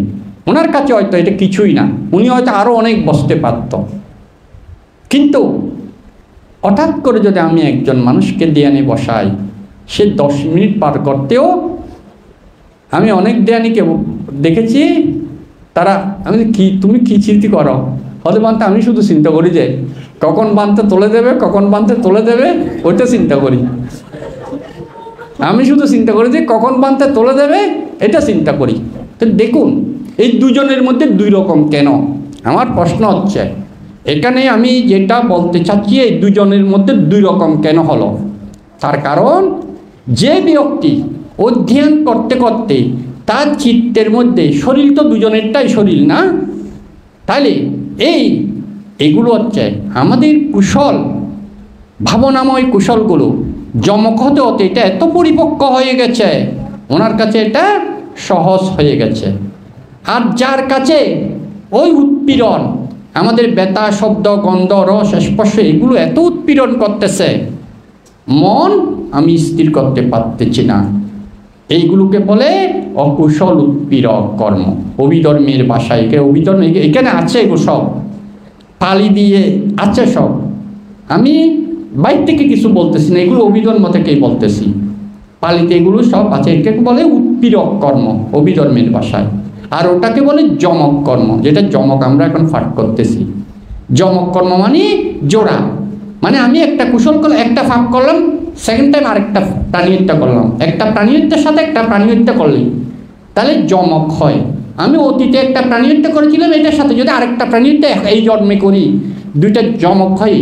ওই প্রাণীহত্যাটা শক্তিশালী হয়, ফল দিলে আমি সেদিন অ্যাক্সিডেন্টে মারা যেতে পারি, বা আহত হতে পারি, বা গুলি খেতে পারি, বা কেউ আমাকে ছুরি মেরে মেরে ফেলতে পারে, বা আমি পঙ্গু হয়ে যেতে পারি, না মরলেও। কি এগুলো কেন হয়? কারণ যখন আমার প্রাণী হত্যার পাপটা পরিপক্কতায় রূপান্তর হয়, সেদিন আমি যেই কোনোভাবে, কারণ যেখানে যে আমাকে খুন করার জন্য দাঁড়িয়ে আছে, আমার ইচ্ছা হবে যে আমার সেদিকে যাওয়ার। একজন মনে করেন এক জায়গায় আমাকে খুন করার জন্য দাঁড়িয়ে আছে, আর আমার মনে ইচ্ছা জাগবে যে ওদিকে যাওয়ার জন্য, তখন আমার মা বাধা দিলে ওইদিকে যাইও না, ওদিকে রাস্তাটা ভালো না, কিন্তু আমার ইচ্ছা জাগবে যে ওদিকে যাওয়ার জন্য। আমি মার কথা অমান্য করে হলেও ওই রাস্তা দিয়ে যাব, কারণ ওই রাস্তা দিয়ে আমার খুনি দাঁড়িয়ে আছে, আর আমি আজকে খুন হওয়ার জন্য আমার চিত্ত আমাকে সেই জায়গায় নিয়ে যাবে। আমার চিত্তই আমাকে, যেখানে আমার খুনি দাঁড়িয়ে আছে, একটা কথা আছে, যার মরণ যেখানে সে গাড়ি ভাড়া দিয়ে সেখানে যায়। যেখানে আমার খুনি দাঁড়িয়ে আছে সেই রাস্তা দিয়ে আমার যাওয়ার বারবার ইচ্ছা জাগবে, এবং এক সময় আমার চিত্ত আমাকে আমার অজান্তেই সেখানে নিয়ে যাবে। বুঝতে পেরেছেন? ঠিক আপনার একটা আপনি গাছ রোপণ করেছেন, চারা অঙ্কুরিত হয়েছে, সেই চারাকে যদি প্রতিনিয়ত, সেই গাছ যখন ফল দেওয়ার জন্য পরিপক্ক হবে, সেই গাছে অবশ্যই ফল ধরবে। আর যেই রকম বীজটা রোপণ করেছিলেন সেরকমই ফলটা হবে না। যদি আপনি টক আমের বীজ রোপণ করেন, আমটা টক হবে, মিষ্টি আমের বীজ রোপণ করলে আমটা মিষ্টি হবে। যেদিন আপনি বীজটা রোপণ করেছিলেন সেদিন থেকে সেই যে রোপণ করেছিল সে নিজেই জানে, এইটা যদি অঙ্কুরিত হয়, এই গাছে যদি কোনো সময় আম ধরে, তাহলে এই আম মালদারি আম হবে, বা এই আম বিভিন্ন আমের নাম আছে না, এই আম হবে, জানবে না? নিজেই জানবে। ঠিক এই যে এই কুশলগুলো আপনি শ্রবণ করতে করতে আপনার মধ্যে এক সময় যখন শ্রবণজনিত যমক হতে হতে পরিপূর্ণতায় রূপান্তর হবে, তখন অটোভাবে সেটা আপনার চিত্তের মধ্যে আপনি না বুঝতেছেন এখন, কিন্তু আপনার চিত্তে অটোভাবে সেগুলো বোঝা যাবে পরিপক্কতার কারণে। এবং এইভাবে শুনতে শুনতে দেবতারা দেখুন, দেবতারা ধ্যান করে অনুশীলন করে এদের মার্গফল বা অরহত হতে হয় না। এরা শ্রবণ করতে করতে হতে পারে, ব্রহ্মারা শ্রবণ করতে করতে হতে পারে, কিন্তু মানুষেরা শ্রবণ করতে করতেও হতে পারে, অনুশীলন করতে করতে দুইটা, মানুষের দুইটা বা দুইভাবে পারে মানুষেরা। ওই কারণেই মানব জন্ম দুর্লভ, কারণ সকল বুদ্ধগণ এই মানবগুলি উৎপন্ন হয়, দেবলোকে বুদ্ধ উৎপন্ন হয় না, ব্রহ্মলোকে বুদ্ধ উৎপন্ন হয় না। তাহলে মানুষের মধ্যে দুইটা ক্ষমতা আছে, একটা অনুশীলন করতে করতেও পারে, শ্রবণ করতে করতেও পারে। তাইলে এই শ্রবণগুলো এইভাবে জমক হতে হতে পরিপক্কতায় রূপান্তর হবে। কিন্তু এইগুলো যেহেতু অভিধর্ম, এই বিষয়গুলো যেহেতু অভিধর্ম, এই অভিধর্ম শ্রবণ করতে করতে এগুলো চিত্ত চৈতসিক নির্বাণের কথা। তার মানে এগুলো প্রত্যেকটা চিত্ত ত্রিহেতুক। আমি যে কালকে ত্রিহেতুকের কথা বলেছিলাম, হাইব্রিড বলিনি কালকে, যেটা প্রজ্ঞাযুক্ত যদি কোনো কর্ম হয় সেই কর্ম ত্রিহেতুক হয়, যেটা প্রজ্ঞায় নিয়ন্ত্রণ করে সেটা ত্রিহেতুক। সেটা যে যখন বিপাক দেখবে তখন মানুষ মার্গফল বা অরহত হতে পারে। বুঝতে পেরেছেন? সেটা যেমন ধ্যানের চিত্তকণ, যে আপনি অনিত্য দর্শন করতেছেন, আপনি মরণানুস্মৃতি করছেন, এগুলো সরাসরি ত্রিহেতুক। আপনি যদি মরণানুস্মৃতি ভাবনা করেন, আপনি যদি অনিত্য ভাবনা করেন, আপনি যদি অনাত্ম ভাবনা করেন, আপনি বিদর্শন ভাবনা, এগুলো তো অনিত্য অনাত্মাগুলো সব তো বিদর্শনের অংশ না। তাহলে এই যে আপনি যদি কায়ানুস্মৃতি ভাবনা করেন, এগুলো ত্রিহেতুক চিত্ত, এগুলো সব ত্রিহেতুক চিত্ত। ঠিক এই অভিধর্মর পাঠের প্রত্যেকটা শ্রবণজনিত পুণ্যগুলো ত্রিহেতুক চিত্ত গঠন করে। এগুলো যেদিন ফল দেবে, তাহলে এটা শ্রবণ করতে করতে যখন যমক হয়ে পরিপক্কতায় রূপান্তর হবে, সেদিন আপনি এই শুনতে শুনতে অরহত অথবা মার্গফল লাভ করতে পারবেন। যেমন হয়েছে পঞ্চবর্গীয় শিষ্যরা, যেমন হয়েছে এই যে যশ, যেমন হয়েছিল যশের 54 জন বন্ধু, যেমন হয়েছিল উর্বল্লা কাশ্যপের আশ্রমে 71 জন, 500 জন উর্বল্লা কাশ্যপের শিষ্য, আর 300 জন ছিল উর্বল্লা কাশ্যপ গয়া কাশ্যপের শিষ্য, আর 200 জন ছিল নদী কাশ্যপের শিষ্য। এরা 1000 জন এই উর্বল্লা কাশ্যপের আশ্রমের মধ্যে অরহত ছিল শ্রবণ করে। কেন এরা হঠাৎ শ্রবণ করে? কারণ বুদ্ধের সময়কালে যারা জন্ম হয়, বুদ্ধের সাথে যারা সাক্ষাৎ প্রাপ্ত হয়, এরা তো আসলে সবাই বিভিন্ন সময় এরকম শ্রবণ করতে করতে বা অনুশীলন করতে করতে হয়তো দেবলোকে জন্ম হয়। দেবলোক থেকে যখন বুদ্ধগণ জগতে বুদ্ধ উৎপন্ন হওয়ার সময় হয়, তখন এরা সকলেই মার্গফল লাভ করার জন্য, সকলে অরহত হওয়ার জন্য পৃথিবীতে যেই জায়গায় বুদ্ধত্ব লাভ করবে, যেই জায়গায় বুদ্ধের ধর্ম প্রচার হবে, এক কথায় মধ্যপ্রদেশ, এই মধ্যপ্রদেশের মধ্যে তখন এরা দেবলোক থেকে চ্যুত হয়ে মনুষ্যলোকে উৎপন্ন হয়। কারণ তাদের ওই পরিপক্কতা হয়ে যায়। বুঝতে পেরেছেন? তাহলে এগুলো একদিনের নয়। আমরা বলছি এতজন অরহত হয়ে গেছে, এতজন মানুষ, এতজন ব্রহ্মা মার্গ, এই যে 18 কোটি ব্রহ্মা মার্গফল হয়ে গেছে, অসংখ্য দেবতা মার্গফল হয়ে গেছে, এগুলো এমনি হয়নি। এটা আমাদের কাছে একদম সহজ মনে হচ্ছে, যেভাবে বলতেছে মনে হয় মার্গফল একদম সহজ না। এটা একদিনের না, এর অসংখ্য অসংখ্য জন্মে এইভাবে শ্রবণ করেছিল। এইভাবে যেমন এই যে আমি আচরিত কর্মের কথা বললাম না, তাহলে আপনি যে শ্রবণ করছেন, এই শ্রবণটা এই যতদিন আপনি শ্রবণ করতেছেন, এগুলো যদি আপনার চিত্তের মধ্যে স্মরণ রাখে, মৃত্যুর সময় যদি আপনার এই আচরিত কর্ম হিসেবে এসে আসন্ন কর্মে রূপান্তর হয়, তাহলে মৃত্যুর সময়ও আপনি সোতাপন্ন বা অরহত হয়ে মৃত্যুবরণ করতে পারেন, তার মানে পরিনির্বাপিত হতে পারেন। বা কোনো কারণে মৃত্যুর সময় না হলে আপনি সেই সময়তেই চিত্তটা নিয়ে দেবলোকে উৎপন্ন হতে পারেন। তাহলে দেবলোক থেকে আমরা যে বলি সামান্তা সাক্কা বলেছু, দেবতারা আসো, এই যে কালকেও বলেছি, এই দেবতারা এখানে মনুষ্য রূপ ধরে বা অদৃশ্যভাবে এখানে শ্রবণ করতে করতে এখান থেকে হয়তো অনেক দেবতারা সেরকম মার্গফল লাভ করে চলে যাচ্ছে। কিন্তু আমাদের যদি দিব্যচক্ষু থাকতো আমরা দেখতাম, বা আমাদের যদি পরচিত্ত বিজনন জ্ঞান থাকতো তাইলে আমরা বলতে পারতাম। কিন্তু আমাদের সেই গুণটা নাই বলে আমরা এটা বলতে পারতেছি না। তাহলে এই দেবতারা কেন হয়? এরা এই পুণ্যশক্তি করতে করতে যখন এটা শক্তিতে রূপান্তর হয়, ওই যে আমি কালকে হাইব্রিড বীজ কথা বলেছি, এই শক্তিতে যখন রূপান্তর হয়, এই শক্তির কারণে এই যখন পরিপক্কতা হয়, গাছটাকে আর বলতে হবে না এই গাছ ফল দাও বলতে হয়, সেটা অটোমেটিকলি ফল দিতে শুরু করে।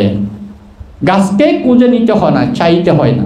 ঠিক আপনার চিত্তের মধ্যে যখন কুশলে দানময়, শিরময়, ভাবনাময়, শ্রুতময় বিভিন্ন কুশলগুলো পরিপক্কতা হবে, অটোভাবে আপনাকে সেটাই আকর্ষণ করবে। অকুশল উৎপীড়কগুলো আপনাকে বাধা দিয়ে রাখতে পারবে না।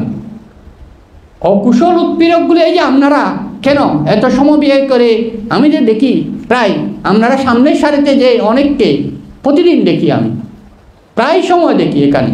তাহলে আপনাদের এটা কেন হয়? একটা চিন্তা করে দেখুন, আপনারা কেন এই যে চিত্তটা কেন হয়? চেতনা না থাকলে আসতে পারতেন না। চিত্তটা কেন হয়?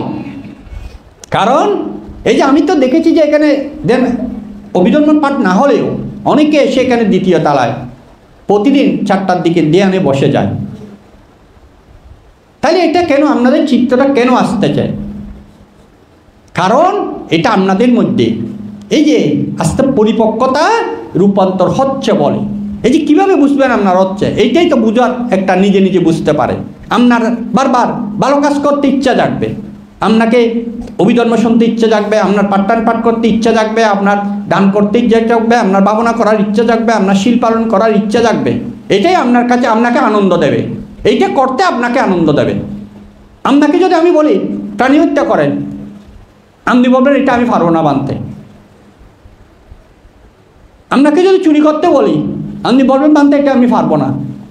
কিন্তু আরেকজনকে যদি বলি সে এটা করতে পারবে। যারা এই কুশলগুলো পরিপক্কতায় রূপান্তর হয় তারা আর অকুশল করতে পারে না।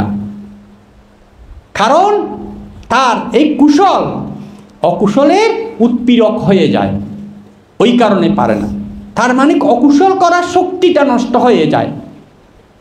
এই যে একজন শ্রোতাপন্ন পঞ্চশীল ভঙ্গ করতে পারে না, তাকে যদি জীবনের বিনিময়েও বলে হয়তো তুমি এই কুড়াটা কাটো, না হলে তোমাকে কেটে ফেলবো, সে বলবে ঠিক আছে আমি কুড়াটার জীবন দান করছি কিন্তু আমাকে কাটো। তবু সে তার জীবনের বিনিময়েও একটা প্রাণী হত্যা করতে পারবে না। সে জীবন দেবে প্রয়োজনে, কিন্তু কোনো প্রাণী একটা ক্ষুদ্র প্রাণীও সজ্ঞানী হত্যা করতে পারবে না। তার কারণ এটা তার অক্ষমতা, তার মানে ক্ষমতাটা, প্রাণী হত্যা করার জন্য একটা ক্ষমতা লাগে, সে ক্ষমতাটা নষ্ট হয়ে যায়। চুরি করার জন্য ক্ষমতা লাগে, সে ক্ষমতাটা নষ্ট হয়ে যায়, এই কারণেই পারে না। শ্রোতাপন্নরা এই ক্ষমতাগুলো নষ্ট হয়ে যায়, এই কারণেই পারে না। তাহলে এইটা কেমনে হয়? এইভাবে এই শ্রবণ করতে করতে, অনুশীলন করতে করতে এক সময় যখন পরিপক্কতা হয়, তখন একদিন এরকম এই শ্রবণ করতে করতে আপনি কখন মার্গফল হয়ে গেছে, অরহত হয়ে গেছে, হয়তো আপনিও হঠাৎ করে মানে এরকম। যেমন একবার এই যে আমাদের নাকসেন বানতে যখন ওনার গুরুর সাথে একদিন ফাঙে গিয়েছিল শ্রমণ অবস্থায়। নাকসেন বান্তের নাম তো শুনেছেন আপনারা না? মিলিন্দ প্রশ্নের নাকসেন বান্তের কথা বলছি আমি, যেটা মিলিন্দ প্রশ্নের মধ্যে নাগসেন বান্তে আর মিলিন্দ রাজের সাথে প্রশ্ন উত্তর পর্ব হয়েছিল, সেই নাকসেন বান্তের কথা বলতেছি। নাকসেন বান্তে শ্রমণ থাকাকালীন ওনার গুরুর সাথে একদিন ফাঙে গিয়েছিল এক বাড়িতে। স্বয়ং টোয়ং খাওয়ার পর শ্রমণকে বলেছিল, শ্রমণ তুমি একটু দেশনা করো, আমি আসি। কে বলেছিল? তার গুরু বানতে। তখন ওকে দেশনা করতে দিয়ে গুরু বানতে চলে গিয়েছিল। তখন উপশিকাকে শ্রমণ দেশনা করতেছিল। তো যেহেতু তখন থেকে নাগসেন পণ্ডিত ছিল, উনি ব্রাহ্মণের সন্তান ছিল, আপনারা হয়তো জানেন যারা মিলিন্দ প্রশ্ন পড়েছেন। এবং উনি অভিধার্মিক ছিল। প্রথম উনি সামন ধর্ম গ্রহণ করার পরে অভিধর্ম শিক্ষা করেছিল, পরে বিনয় শিক্ষা করেছিল। যেহেতু অভিধর্ম জানতেন, উনি ওই উপশিক্ষাকে অভিধর্ম বিষয়ে দেশনা করেছিল। এই দেশনা করতে করতে উপশিক্ষা শুনতে শুনতে সেই বসাতে কে দেশনা কে করছিল? সামন নাগসেন। নাগসেন তখন বানতে হয়নি, উপসম্পদা লাভ করেনি সামন অবস্থায়। উপশিক্ষা সামন থেকে ধর্ম শুনতে শুনতে সে শ্রোতাপত্তি পদ লাভ করেছিল। আর নাগসেন ধর্ম দেশনা শেষ হওয়ার পর তো নাগসেন চিন্তা করলো, আজকে আমি কি বিষয়টা দেশনা করলাম সেটা নিয়ে আবার সে চিন্তা করতেছে। এই চিন্তা করতে করতে সে তাৎক্ষণিক সেও মার্গফল হয়ে গেছে ওখানে দুজনেই। তখন এর গুরুবেন তার নাগসেন মার্গফল হওয়ার সময় তার পটিসম্বিদা স্বরবিজ্ঞ সহ হয়েছিল, যে কারণে তার দিব্যকর্ণ দিব্যচক্ষু এগুলো সৃষ্টি হয়েছিল নাগসেনের কাছে। উপশিখার কাছে কিন্তু হয় নাগসেনের কাছে হয়েছিল। তখন এর গুরুবান্তে তো অরহৎ ছিল। গুরুবান্তে ওই মন্দির থেকে গুরুবান্তে তো জানতো, এটা জানতো বলেই তো একা দেশামরা দিতে দিয়ে চলে গেছে। গুরুবান্তে ওই মন্দির থেকে নাগসেনকে জিজ্ঞেস করো, নাগসেন তুমি তো এক দিলে দুই পাখি মারছ, তার মানে তোমার এক দেশনা দিয়ে উপশিখাকেও শ্রোতাপত্তি বলে প্রতিষ্ঠা করিয়েছ, আর তুমিও একই দেশনা দিয়ে নিজেকে শ্রোতাপত্তি পদ লাভ করেছ। এক দিলে দুই পাখি মারলে। কোথা থেকে বলতেছে? মন্দির থেকে। কিন্তু নাগসেন শুনতেছে, কারণ নাগসেন তখন দিব্যকর্ণ হয়ে গেছে। চিন্তা করে দেখুন, এই যে শ্রবণ করতে করতে বা চিন্তা করতে করতে, এই যে শ্রবণ যেগুলো করছে এগুলো চিন্তা করতে করতেও মানুষের হয়ে যেতে পারে যদি পরিপক্কতায় রূপান্তর হয়। বুঝতে পেরেছেন? যেমন আমাদের যদি চিন্তা করি, আমাদের কুজুত্তরার কথা মানতে তো গতবার অনেকভাবে বলেছে, মনে আছে নাকি? আছে? কার মনে আছে? নাই কেন? আমাদের সত্য বলবেন তো পুরা কুজুত্তরার জীবনী সহ বলেছিল ওই দিন ত্রিপিটক পাঠের সময়, আমি ছিলাম এখানে। এই যে শ্রবণের কথা বলতে গিয়ে কুজুত্তরার উপমা দিয়েছিল। তাহলে এটা আবার একটু করে টানতে হয়। ভুলে গেছেন আপনারা? কিন্তু আপনারা ছিলেন এখানে, অনেকে ছিলেন। সত্যপাল সত্যপাল বলতে এখানে দেশনাটা করেছিল, আমি এখানে বসেছিলাম মনে হয়, আমার এখনো তো মনে আছে। আমি ইন্ডিয়া যাওয়ার আগেই ত্রিপিটক পাঠের প্রথম দিকে বিনয় পিটক চলাকালীন সময়ে দেশনাটা করেছিল বানতে। এই শ্রবণের পর বর্ণনা করেছিল। কুজুত্তরা হচ্ছে শ্যামাবতী রাজা, উদয়ন রাজা ছিল বুদ্ধের সময়কালে একজন উদয়ন রাজা। রাজার 3টা রানী ছিল। 3 রানীর মধ্যে দ্বিতীয় রানী হচ্ছে শ্যামাবতী। শ্যামাবতীর 500 জন দাসী ছিল। 500 জন দাসীর মধ্যে 1 নাম্বার হচ্ছে কুজুত্তরা। আচ্ছা, কুজুত্তরা কেন ওনার নাম ছিল উত্তরা। উনি গুজ ছিল, মানে কোমরটা বাঁকা ছিল, ওই কারণে ওনাকে ডাকতো কুজুত্তরা, মানে গুজ উত্তরা, যেটা আমাদের চট্টগ্রাম ভাষায় বললে গুজ উত্তরা। ওই গুজ উত্তরা বললে সবাই চিনত, কিন্তু ওনার নাম উত্তরা। তো একটা গুজ মানুষকে আমরা বলি না গুজ মুখ, সেরকম। তাইলে কুজোত্তরা মানে গুজ উত্তরা। বুঝতে পেরেছেন? তাহলে এটাকে শ্যামাবতীর দাসীদের মধ্যে কৃতদাসী, এরা ছিল কৃতদাসী। তখনকার দিনে দাসী কিনে নেওয়া হতো। এই কৃতদাসীদের মধ্যে 500 জন শ্যামাবতীর কৃতদাসী ছিল। তাদের মধ্যে প্রধান ছিল কুজুত্তরা। প্রতিদিন কুজুত্তরা সেদিন ফুল কিনতে গিয়েছিল, কারণ প্রতিদিন রাজা 8 টাকা দিত। তখন 8 স্বর্ণ মুদ্রা উদয়ন রাজা কুজুত্তরাকে ফুল দেওয়া দান করার জন্য রাজার পক্ষ থেকে প্রতিদিন 8 স্বর্ণ মুদ্রা দেওয়া হতো কুজুত্তরাকে। কুজুত্তরা প্রতিদিন ফুল নিয়ে আসত রানীর জন্য। দ্বিতীয় রানী। তৃতীয় রানী হচ্ছে বসুদেব, বসুদেব। আর প্রধান রানী হচ্ছে মাগন্দিয়া। 3 রানী ছিল কার? উদয়ন রাজার। 3 রানীর দ্বিতীয় রানীর কথা বলতেছি। এই কুজুত্তরা প্রতিদিন কি করত? 4 টাকার ফুল নিত, 4 স্বর্ণ মুদ্রার ফুল নিত, আর স্বর্ণ মুদ্রা চুরি করে রেখে দিত। ফুল নিত 4 স্বর্ণ মুদ্রা আর 6 স্বর্ণ মুদ্রা চুরি করে রেখে দিত। কিন্তু সেদিন যাওয়ার পথে সেই উদয়ন রাজার এলাকায় সম্যক সম্বুদ্ধ ওখানে এসেছিল। এই সম্যক সম্বুদ্ধ যখন ওখানে এসেছিল, সেদিন কুজুত্তরা ফুল কিনতে যাওয়ার সময় বুদ্ধের সভা দেখে সেই সভাতে ধর্ম শ্রবণ করার জন্য বসেছিল। ধর্ম শ্রবণ করতে করতে কুজুত্তরা পটিসম্বিদা সহ শ্রোতাপত্তি লাভ করেছিল। পটিসম্বিদা, এখানে একটা কথা, পটিসম্বিদা মানে যারা অটোভাবে পড়তে হয় না, অটোভাবে তার এই অভিধর্ম জ্ঞানগুলো সূত্র বিনয়ের জ্ঞান হয় না, অভিধর্ম পিটক পুরা অটোভাবে জ্ঞানটা চলে আসে। মার্গফল লাভ করার সময় তার অটোভাবে জ্ঞানটা চলে আসে এবং সে এই জ্ঞানের অধিকারী হয়ে যায়। তাকে আর বই পড়াগুলো মুখস্থ করতে হয় না। বুঝতে পেরেছেন? কুজুত্তরা লেখাপড়া জানত না, কিন্তু সেদিন বুদ্ধের ধর্মদেশনা শ্রবণ করে এই কুজুত্তরা পটিসম্বিদা হয়ে শ্রোতাপন্থী লাভ করেছিল। তা আমি বলেছি, যারা শ্রোতাপন্ন হয় তারা পঞ্চশীল ভঙ্গ করতে আর পারে না, বলি নাই? যেই কারণে কুজুত্তরা সেদিন আর চুরি করতে পারবে না। প্রতিদিন যে 60 টাকা চুরি করত, সেই কারণে সেদিন তার চুরি করার ক্ষমতা নষ্ট হয়ে গেছে, যে কারণে সে 8 টাকার ফুল নিয়েছিল। তাহলে ডবল হয়ে গেছে না ফুল? যখন সেই ফুল নিয়ে রানীকে দিল, তর রানী জিজ্ঞেস করল, কি রানী শ্যামাবতী, কি রাজা কোনো কারণে আমাদের প্রতি সন্তুষ্ট হয়ে আজকে টাকা বেশি দিয়েছে নাকি? অনেক ফুল দেখলাম। তখন কুজুত্তরা বলল, না রাজা টাকা বেশি দেনি আসলে, কারণ সে মিথ্যা কথাও বলতে পারবে না, ক্ষমতা নষ্ট হয়ে গেছে। আসলে এতদিন আমি রাজা আমাকে প্রতিদিন 8 টাকা দিত, আমি 4 টাকা ফুল আনতাম, 4 টাকা চুরি করতাম, কিন্তু আজকে আমি যাওয়ার পথে বুদ্ধের ধর্মদেশনা শুনে আমি মার্গফলে প্রতিষ্ঠিত হয়েছি, যে কারণে আমার চুরি করা আর সম্ভব নয়। সেই কারণে আমি আজকে 8 টাকার ফুল নিয়ে এসেছি।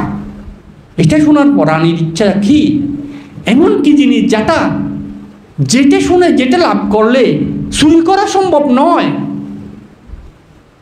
এইটা শুনে সে আশ্চর্য হয়ে গিয়েছিল।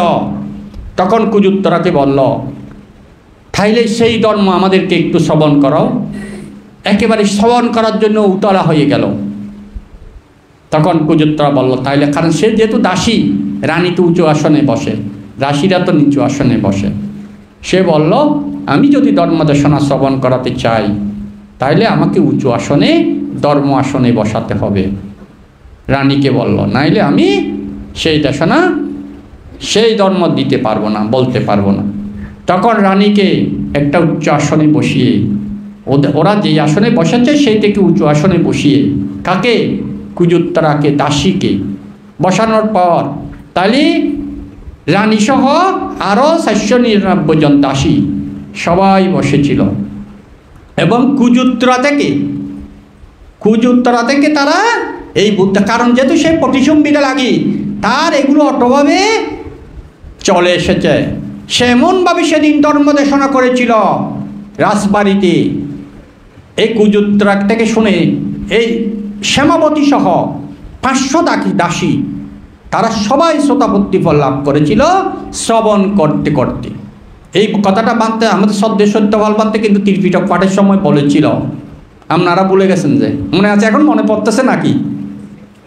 একটু একটু মনে পড়তেছে না? তাইলে কারণ আপনারা মনে করতে পারছেন না বলে এই কথাটা আমি আবার রেফারেন্স টানলাম, নাহলে এটা বলতাম না।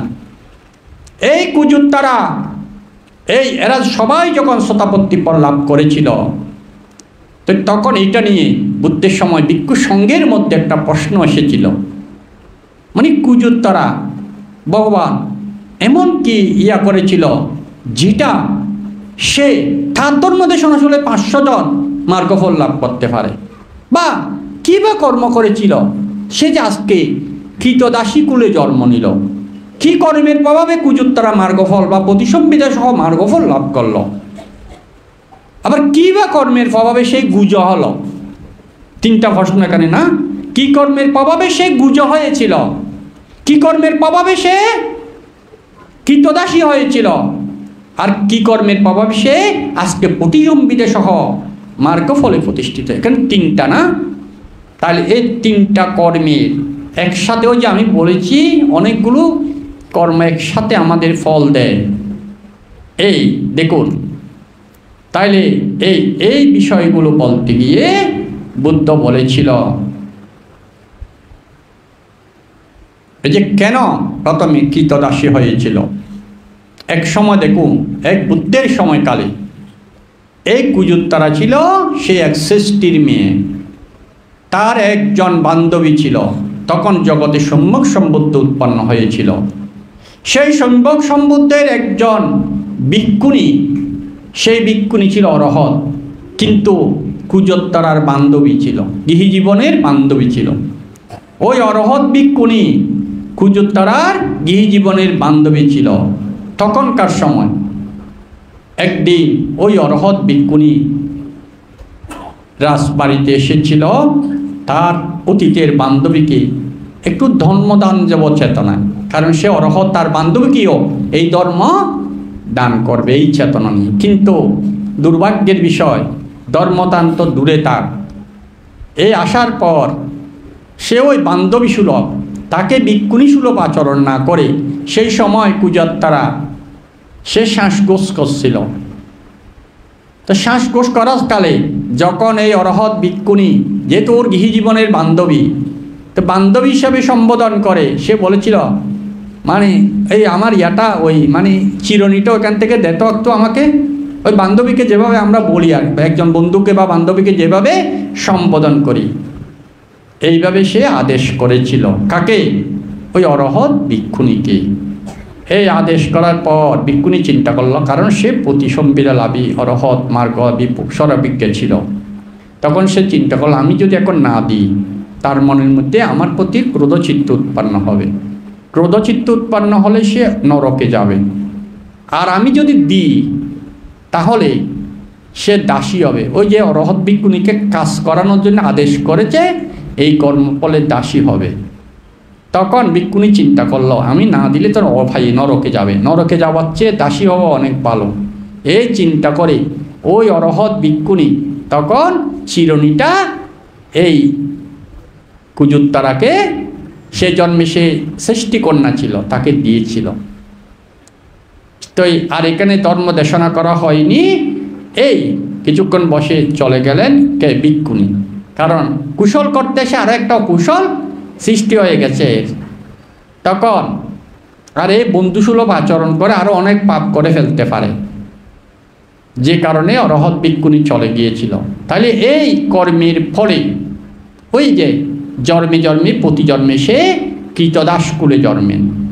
ওই যে একজন ভিক্ষুণীকে যখন দেখেন, আমরা এখনো দেখতে পাই অনেক উপাসক উপাসিকারা ভিক্ষু সমনকে কাছারায়, এই যে বিহারে আসলে এই যে বিশেষভাবে কমিটি ভিত্তিক বিহারে দেখি, এই যে অনেক সময় বানতে সিঁয়ারটা দন্ত শেয়ারগান দন্ত বা সমনরে সমন শেয়ারগান দত হারে হয় দে সমনরে হনে ওই বউ হলে বড় বড় বাবু, এই বাবু হলে বুঝছ,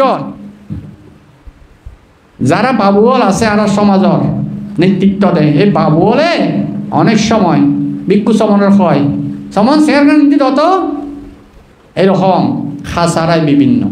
এই যারা ভিক্ষু সমনের খাসারায়, এই তারা জন্মে জন্মে হদ্দে দাসকুলে জন্ম নেই।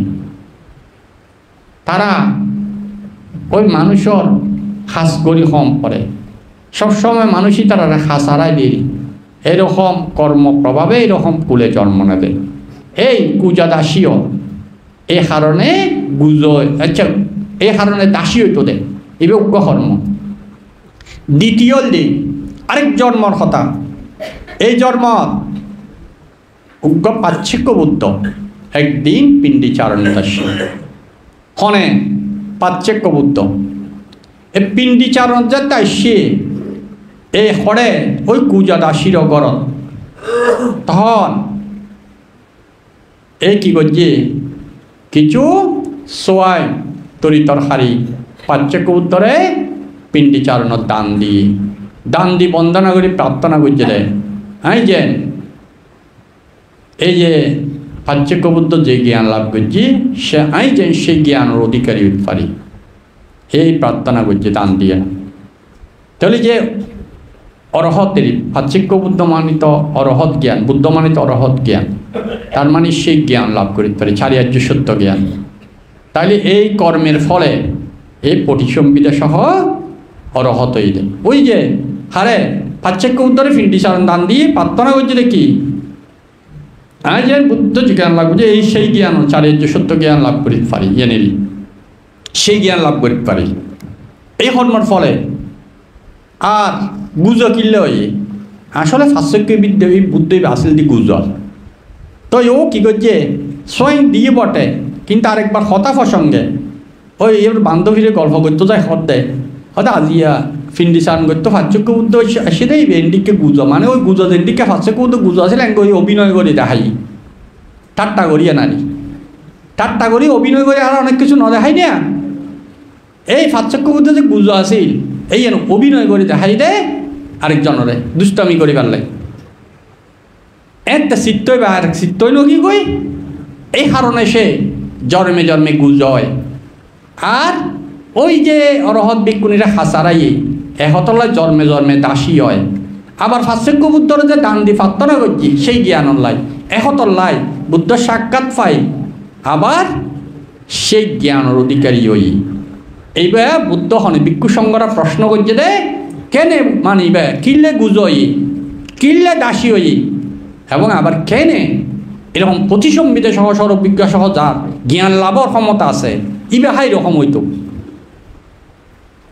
রকম হইতো এই বুদ্ধ ভিক্ষু সংঘর দেশনা করছিল বুঝছেন তো এই কুজা দাসী তলিসন এই ইতারা ব্যাগ গোল শুনিয়া না মার গহল লাভ করছে দে আবার আরও দেখি যেন বুদ্ধের সময়কালে 500 হালা বাঁধুর ওনারা আগে নিশ্চয় উন্নয়ন উগ্রবান্তে গুহার ভিতর চঙ্করমণ করতো দেয় অভিধর্ম ফাট করত অভিধর্ম ফাট করে চঙ্করমণ করতো তা খালা বাঁধুরই উনি লটকা লটকা রে ওই গুহার ভিতর বই থাকতো তো তুই উনি তো শুনতো আচ্ছা খালা বাঁধুরই বুঝেন না ন বুঝের কিন্তু তো শোনের দিবেও যে হইলাম আর শুনির দিবে অটোভাবে এবার মানুষ হোক এবার বৌদ্ধ হোক হিন্দু হোক খ্রিস্টান হোক মুসলমান হোক পশু হোক ফাঁকি হোক এবার অটোভাবে আর চিত্ত সেফর হতব হয় না নয় খালিও বোধবার হয় আজিও হয় তাহলে ফাঁকিও নত সেম নয় অভিধর্ম হইবে শূন্য যে ন বুঝে কিন্তু সেফ তো শুনিয়া না এই যে শুনি সেফ হইয়ে এইভাবে প্রতিদিন শুনতে আসলে একটা জিনিস প্রতিদিন শুনিলে যান ন বুঝিলেও ভালো লাগে শুনিবে ভালো লাগে দেরি একবার খারাপ জিনিসও যদি অনেক একখানে খারাপ কাজ প্রতিদিন করন খারাপ কাজই নতে ভালো লাগবে আবার বালা হাসা প্রতিদিন করলে ভালো লাগবে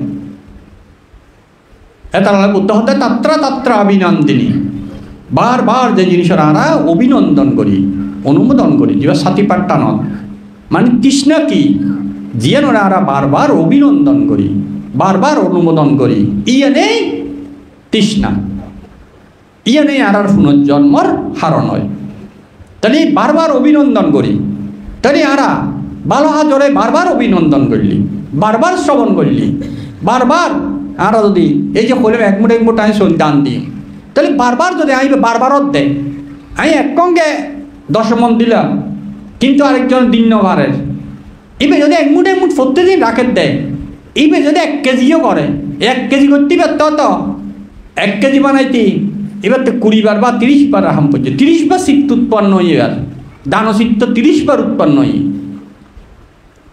এই 30 বার দানচিত্ত যোগলি শক্তি ওই 10 মনত যদি কেন যাব এবার 1 কেজি তো শূন্য কেন উঠতে পারে যদি বা চেতনা সেরকম থাকে কারণ এবার 30 বার চেতনা উৎপন্ন হয়ে আর ওইবার দনি দেরি এবার একঙ্কে 10 মন দিয়ে কিন্তু চেতনা একবার আসিল দি আর চেতনা এবারও নির্ভর করি চেতনাই তো কর্ম, চেতনার উপর নির্ভর করতে পুণ্য শক্তি সত্তরের রূপান্তর হই। এইভাবে আমরা যদি অহরহ অহরহ ত্রিপিটকের দিকে চাইলি, ত্রিপিটকত এরকম শ্রবণজনিত এই যে বাঁদর খালা বাঁদরি পরে মরি আর বুদ্ধের সময় হালে এই ঘটনা ঘটতে দেয়। তাই এই খালা বাঁদুরের আয়ু তো বেশি ন, এই হয়তো কিছু সময় 10-15 দিন, 1 মাস পরে 2 মাস পরে মরি গই। কিন্তু ইটার প্রতিদিন যে অভিধর্ম শুনত, বাঁদর অবস্থায় শুনত, এটারা মরিয়া না সমস্ত এলাকাত বেগুন মানুষ এনে জন্ম নিই। এই বাঁদরই ইন একটা বুদ্ধের সময়কালের ঘটনা, বেগুন মানুষ এনে জন্ম নিই। এই বেগুন মানুষের জন্ম নেওয়ার পরে ইটারা যাতে পরিপূর্ণ বয়সই একদিন বুদ্ধ যমকৃতি প্রদর্শন করছে তো জানো না, এই যেদিন বুদ্ধ যমকৃতি প্রদর্শন করছি, এই যমকৃতি দেখিয়ে না এই 500 খালা বাঁদুরি মরিয়া না যে মানুষ এই সাবস্তি এবং এই যমকৃতি প্রদর্শন করছে দেখিয়া নাই তারা, এই তারা বেগুন এবং বুদ্ধ যমকৃতি প্রদর্শন করেছে তাবতীন স্বর্গ দিয়ে ঘটনা কিন্তু ওনারা জানন। এই সময় ইতারা বেগুন বিক্ষই এবং বিক্ষই এবারা ওনারা তো জানেন এই অভিধর্ম এবার হরে দেশনা করছে বুদ্ধ সা ফন্ত হরে অভিধর্ম হরে দেশনা করছে বুদ্ধ। হ্যাঁ, অভিধর্ম বুদ্ধ দেশনা করছে দে তাবতীংশ স্বর্গ, মনুষ্য লোকত ক্ষণে দেশনা করছি জানেন না, মনুষ্য লোকত ক্ষণে বুদ্ধ না করছে তাবতীংশ স্বর্গ, মনুষ্য লোকত ক্ষণে দেশনা করছি। শোনন প্রতিদিন বুদ্ধ কারণ তাবতীংশ স্বর্গত বেশিক্ষণ ন করে বুদ্ধ আর জানতি বর্ষা বা শুক্র হারাই ন তাবতীংশ স্বর্গত আর 100 বছর সমান, এর একদিন এক রাই, তাহলে আর 3 মাস সমান এর কত, আর 100 বছরে তাবতীংশ স্বর্গর একদিন এক রাই, তাহলে আর 3 মাসে এর ইয়ার কতক্ষণ হইব, তার মানে আর 3 মাসে এর ইয়ার 300 ভাগের 1 ভাগ হবো দেরি ন, মানে একদিনের 300 ভাগের 1 ভাগ, তাহলে একদিনের 300 ভাগের 1 ভাগ করলে 1 ঘন্টা হবো, 1 ঘন্টা হইতো না, তার মানে বুদ্ধ 1 ঘন্টা হইতো না, একদিনরে 24 ঘন্টারে যদি 300 ভাগ করি 1 ভাগ লই, তাহলে এই এতক্ষণ বুদ্ধরে মনুষ্য গণনায় এতক্ষণ আসলি হতিয়া দেবলোকর গণনায় এতক্ষণ, কিন্তু মনুষ্য গণনায় 3 মাসতে।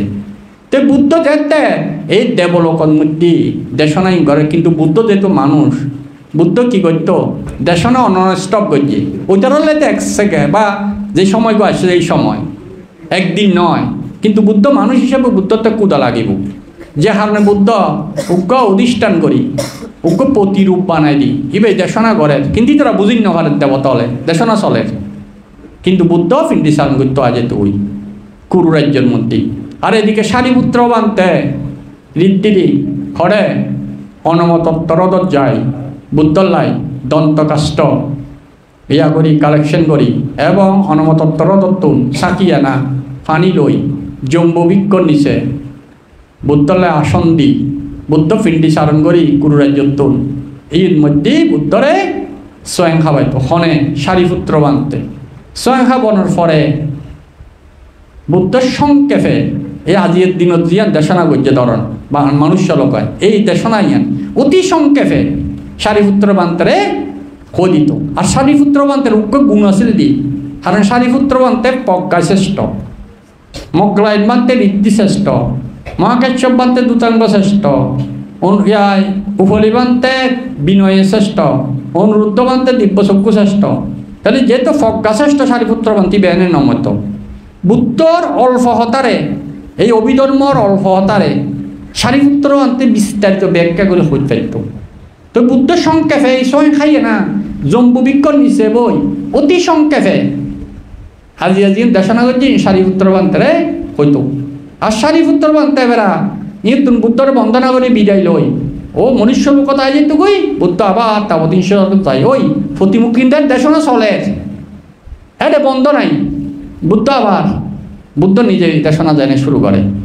আর এদিকে সারিপুত্র বানতে আয় আবার এই মনুষ্য লোকত ওই 500 ভিক্ষু যারা যমকৃতি দেখিয়ে না বিক্ষয়েল এই তারা সারিপুত্র বান্তার হাসইল সারিপুত্র তারা বানতে ইতারার এই অভিধর্মহীন এই প্রথম হারারে ওই ভাষ্যবিক্ষু হন ভাষ্যবিক্ষু যে ভাষ্যবিক্ষু হালাবান্ধুর আছিল হালাবান্ধু থাকা সময় অভিধর্ম শূন্য দেয় তারা কিন্তু এখন বিক্ষয়ে না এই প্রথম সারিপুত্র বান্তের তো না আবার শোনার দেয় ইতারা এই 500 জন এই সারিপুত্র বান্তি তারা দেশনা করত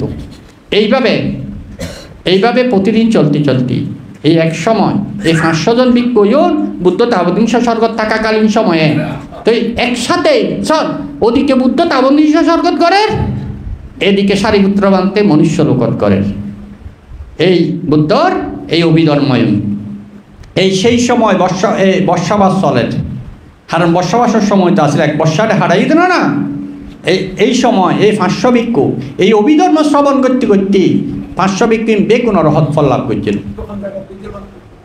সাবস্থিত হবো যেহেতু জমকৃতি সাবস্থিত হবো জমকৃতি সাবস্থিত করছিল না সাবস্থিত হবো না সাংকাচ্য তো লাইন মেরে সাবস্থিত বর্ষাবাস সাবস্থিতেই তারা এই সময় অবস্থান করছিল ফরে লামিবার টাইম তো ফরে জানাই দে অনুরুদ্ধ বানতে জানাইল দে মানে ফরে মানে ফরে লামিব হ্যাঁ কিন্তু ফরে জানাই দে তাহলে তারা সাবস্থিতেই অবস্থান করছি তলি সব এই শ্রবণ তলে বান্দরী বুঝছিল না হতাইন ন বুঝে শুধু শূন্য দেয় এইরকম ঘটনা যে নারা কুরু অবস্থায় সাতিবাট্টান শুনিয়ে না ফরেই বেয়া শ্রীলঙ্কার মধ্যে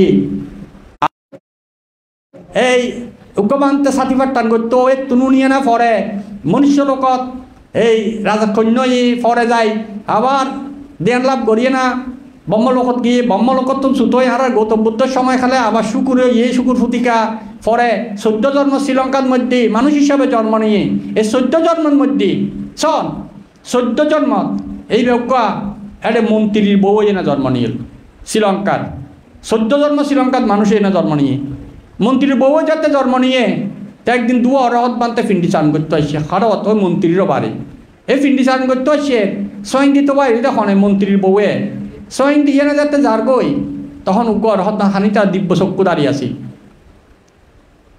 সরবিজ্ঞা তার দিব্য চক্ষু থাকে তখন এইবার অতীতর হতা জানিত পারি তখন উগ্রবান্তে এবার দুজন কিন্তু আসিল অরহত আর উগ্র হত দে বন্ধু ওই শুকর ফুতিকা মানে শুকর ফুতিকা শব্দ তলি শুকরের বাচ্চা তলি এখন যদি কে আয় সোয়াইন দিতে যায় বানতে যদি শুকরের বাচ্চা ডাকে কি হবেন হোল বানতে আরে গাইলকাদের এমন হইবেন ঠিক সেমলি ওই উনি ফেলে জাতিকে কনে রানীর মন্ত্রীর বউয়ে এই শোনানোর পর এবার বন্দনার হতে বানতে আমাকে শুকর প্রতিকা কেন বলেছেন তখন অন্য ঘরের বাধ্যই তো তখন হদ্দে উপশিকা বুদ্ধের সময়কালে আপনি একটা শুকরের বাচ্চা বা শুকর প্রতীক হয়ে জন্ম নিয়েছিলেন আপনাকে দেখিয়ে দিয়ে বুদ্ধ দেশনা করেছিলেন আপনি সেই শুকর প্রতীকা সেই কথা বলার সাথে সাথে সেদিন ওই মন্ত্রীর স্ত্রী সাথে সাথে তার কী হয়েছিল ওই দিব্য চক্ষু উৎপন্ন হয়েছিল পরচিত্ত বিজনন জ্ঞান উৎপন্ন হয়েছিল জাতিস্বর জ্ঞান উৎপন্ন হয়েছিল সে নিজে নিজে তার এই মুরগিটাকে প্রথম সাতিপাট্টান শ্রবণ মুরগিটাকে যা ঘটেছে সব সে নিজে দেখতে পাচ্ছে যেহেতু নিজে দেখতে পারতেছে এখন তার প্রশ্ন করার ইয়া নেই তখন সে চিন্তা করল আহা আমি কত দুঃখ ভোগ করেছি তখন সে তার স্বামীর কাছে গিয়ে বলল আমি ভিক্ষুণী হব তখন শ্রীলঙ্কায় ভিক্ষুণী সঙ্গ ছিল তখন বিদায় নিয়ে কার কাছ থেকে তার স্বামীর কাছ থেকে বিদায় নিয়ে তিনি ভিক্ষুণী সঙ্গে ভিক্ষুণিত্ব বরণ করেছিল এবং এই ভিক্ষুণী হওয়ার পর দেখেন উনি ধ্যান করেনি ভিক্ষুণী হওয়ার পর একদিন এক সাতিপাট্টান প্রোগ্রামে সাতিপাট্টান শ্রবণ করতে করতে উনি শ্রোতাপত্তি ফল লাভ করেছিল এবং আরেকদিন অনাত্মালক্ষণ সূত্র পাঠ অনুষ্ঠানে অনাত্মালক্ষণ শ্রবণ করতে করতে সেই ভিক্ষুণী অরহৎ ফলে প্রতিষ্ঠিত হয়ে সেই জন্মেই পরিনির্বাণ লাভ করেছিল তাহলে তার প্রথম শ্রবণটা ছিল মুরগি অবস্থায়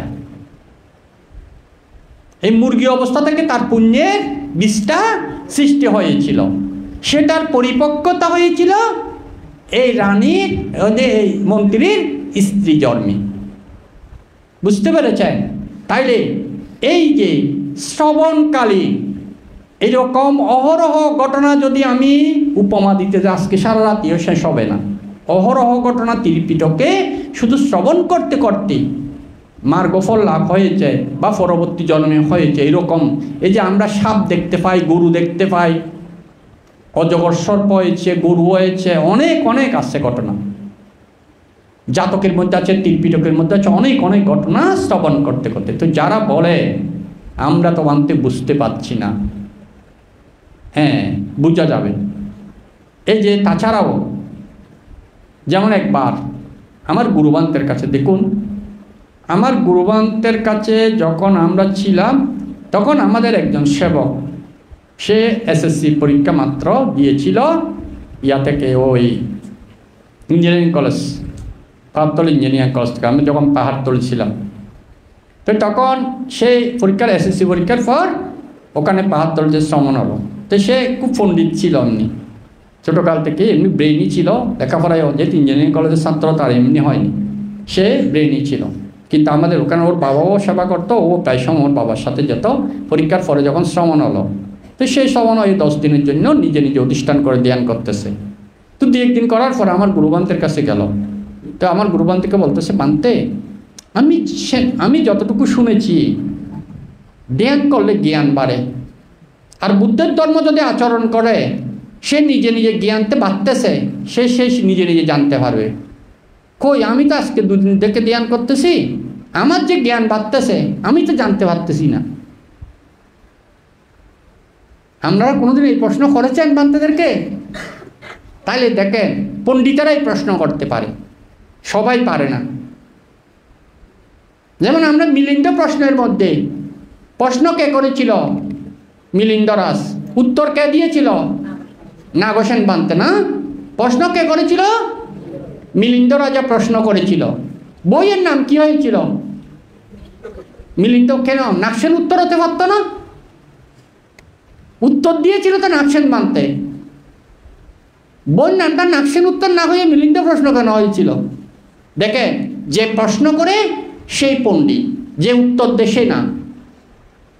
কারণ পণ্ডিতেরাই প্রশ্ন করতে পারে, সবাই প্রশ্ন করতে পারে না। উত্তর অনেকে দিতে পারে কিন্তু প্রশ্ন সবাই করতে পারে না। পণ্ডিত না হলে প্রশ্ন করা সম্ভব না। তো দেখো এই কুন্তুলের নাম ছিল কুন্তুল। এই যখন এই প্রশ্নটা করতে, কই আপনারা তো অনেকে ধ্যান করছেন, আপনাদের কারো এই প্রশ্নটা উৎপন্ন হয়েছিল? ধ্যানে জ্ঞান বাড়ে শুনেছি, কিন্তু আমার জ্ঞান বাড়তেছে আমি তো বুঝতে পারছি না, কারণ জ্ঞান বাড়লে তো আমার বুঝতে হবে। এই প্রশ্ন আপনারা কেউ করেছেন কোনোদিন বান্তেদেরকে? আপনারা তো অনেকে ধ্যানি, এখানে অনেকে আমি জানি অনেকে ধ্যানি আসছেন, করেছেন? করেন নাই কেন? আপনাদের প্রশ্নটা আসেনি কেন? বুদ্ধ ধর্ম, আমি তো ওই দিনও বলেছি, বুদ্ধ ধর্ম অনুশীলন করলে নিজে নিজে জানা যায়। প্রায় সময় কয়েকবার বলেছি হয়তো। দেখেন তখন আমার গুরুবান্তে বলেছিল, দেখো হ্যাঁ ধ্যান করলে জ্ঞান বাড়ে এবং সেটা নিজে নিজে জানা যায়, কিন্তু কখন জানা যায়? তোমাকে যদি আমার গুরুবান্তে একটা উপমা দিয়েছিল, একজন ক্ষুধার্ত লোককে, বা তুমি খুব ক্ষুধার্ত, তোমাকে আমি যদি 1 প্লেট ভাত এবং তরি তরকারি দিই, তুমি প্রথম 1 গ্রাস যদি খাও বা 2 গ্রাস খাও, তোমার পেট ভরবে? ভরবে? হ্যাঁ, হয়তো আমরা সকলে এক কথায় উত্তর দেব, ভরবে না। কেন? 2 গ্রাস খেলে 2 গ্রাস পরিমাণ ভরে না? 2 গ্রাস খেলে 2 গ্রাস পরিমাণ ভরবে না? নিশ্চয় ভরবে, কিন্তু তখন আমরা অনুভব করতে পারি না। আসলে 1 গ্রাস খেলে 1 গ্রাসের পরিমাণ ভরে, 2 গ্রাস খেলে 2 গ্রাসের পরিমাণ ভরে, কিন্তু তখন আমরা এটা অনুভব করতে পারি না। যখন আমাদের আধা পেট হয়ে যায় তখন প্রতি গ্রাসে গ্রাসে আমরা অনুভব করতে পারি যে আমার পেটটা ভরতেছে না, কিন্তু প্রথম আধা পেট হওয়ার আগ পর্যন্ত আমরা অনুভব করতে পারি না, কিন্তু পেট ভরে ঠিকই, সেই পরিমাণ ভরেনি। 1 গ্রাস খেলে 1 গ্রাস পরিমাণ ভরবে, 5 গ্রাস খেলে 5 গ্রাস পরিমাণ। তখন আমার গুরুবান্তে বলেছিল, তুমি সবে মাত্র ধ্যানে এসেছ, তোমার জ্ঞান হচ্ছে কিন্তু আজ বুঝার মতো প্রতি স্মৃতিকণে তুমি বুঝে ওঠার মতো পরিপক্কতা হয়নি বলে তুমি বুঝতে পারছো না, কিন্তু তোমার জ্ঞান হচ্ছে। যখন ওই আমাদের বাদ যেমন আদা ফেডের ফল প্রতি গ্রাসে গ্রাসে আমরা অনুভব করতে পারি, তোমার জ্ঞানটা যখন পরিপক্কতার কাছাকাছি হয়ে যাবে, তখন তুমি প্রতিশ্রুতিকণে বুঝবে তোমার জ্ঞান পরিপক্ক হচ্ছে। বুঝতে পেরেছেন? এটা আমার গুরুমন্ত্র উত্তরটা দিয়েছিল, যেমন প্রশ্ন তেমন উত্তর। দেখুন, তাইলে আমিও মনে করি যারা সবসময় পুণ্য কাজ করে তাদের সেটা তারা বুঝতে পারে বলেই, সেটার সুফলতা পরিপক্কতার দিকে আসলে বুঝতে পারে বলেই তারা সব সময় পুণ্যকর্মের দিকে অটোমেটিক বাধা দিলেও চলে আসে। আর যারা যতদিন বুঝতে না পারে তাদেরকে উদ্বুদ্ধ করতে হয়। তাই আমরা বান্তারা কী করি, এই যে বললাম আমি, যে একদিকে ফিন্ডিচার নিয়ে দাঁড়িয়ে আছে সেদিকে না গিয়ে যেদিকের মানুষ দিচ্ছে না ওই কেক্কেম ভাতি যাইতে তাগিদ্দি কিল্লাই এই তারা রুগ্য শূন্যর হেতু হয়ে বেল্লাই। এই ভিক্ষু সংঘরাও অনারারে হইয়ে না বা ইয়ে বানতে অনারারে হইয়ে না এই আয়োজনীয় গড়ার অনারারে আইবেল্লাই হর অনারারে হইয়ে না এই শূন্য হরমত হেতু সৃষ্টি করার দে বানতে টিয়াই লাকি নদের বানতে টিয়াই আবার এই হাতেই খরচ করতে না, কিন্তু অনারারে হই ইবা উগ্র শূন্যত হেতু সৃষ্টি করার দে। আর এটা নোয়ালি সৈন্য হয়তো এটা আসছি দে আজ বান্তা এইজনই বে গজ্জি দে অনারা সৈন্য দম দেয় আর হাইট দিন আগিয়ে হই তীরপিটক পাঠার সময় অনারা নদিলে যদি আর শূন্য ফারমি থাকে কে না কে বেশ ধরে দেব তলে আইলে সৈন্য দিব যদি আর শূন্য ফারমি থাকে, কিন্তু অনেক বঞ্চিত হইবেন দে। বরঞ্চ বানতে যা যে এইজনই গজ্জি দে আর আইও তাই না আজ ফাট করি আরও কিছু পুণ্য অর্জন করতে পারে। এবার ফাট করিতে আর তো সংস্কার নর আর তো সৈন্যর আর তো জমক কর্ম নর কুশল জমক শুধু অনারত্ব অর্ধে নয় আর ফাট করিতে আর তর আর ভিতর যারা শ্রবণ করে তার তর। এই যে আমি অনার ধর্মদেশনা করতে অনারা যা শুনিয়ে না অনারার শূন্য আই ধর্মদেশনা হইতে আর আরও বেশি হয় আত্মীয় আবার জমক অর্ধে হারনি আরো শক্তিশালী অর্ধে আনতে। এইভাবে আমরা এই শ্রবণজনিত পুণ্যয়ন আর কি করি পারে শক্তিতে রূপান্তর করি। এক সময় যখন ফল দিব এই ফল দিতে খাইতে চল না একটা নিন্তর রান্তি বাজার করতি আয়োজন করতি টিয়া হামাইতি বেগুন গড়িয়া না আয়োজন করতে দিন লাগে, কিন্তু খাইতে কতক্ষণ লাগে 15-20 মিনিট খাওয়া শেষ ন। কিন্তু ইয়ান আয়োজন করি টিয়া হামাই বাজার করি আয়োজন করি ব্যাগ কিছু করতে দিন লাগে।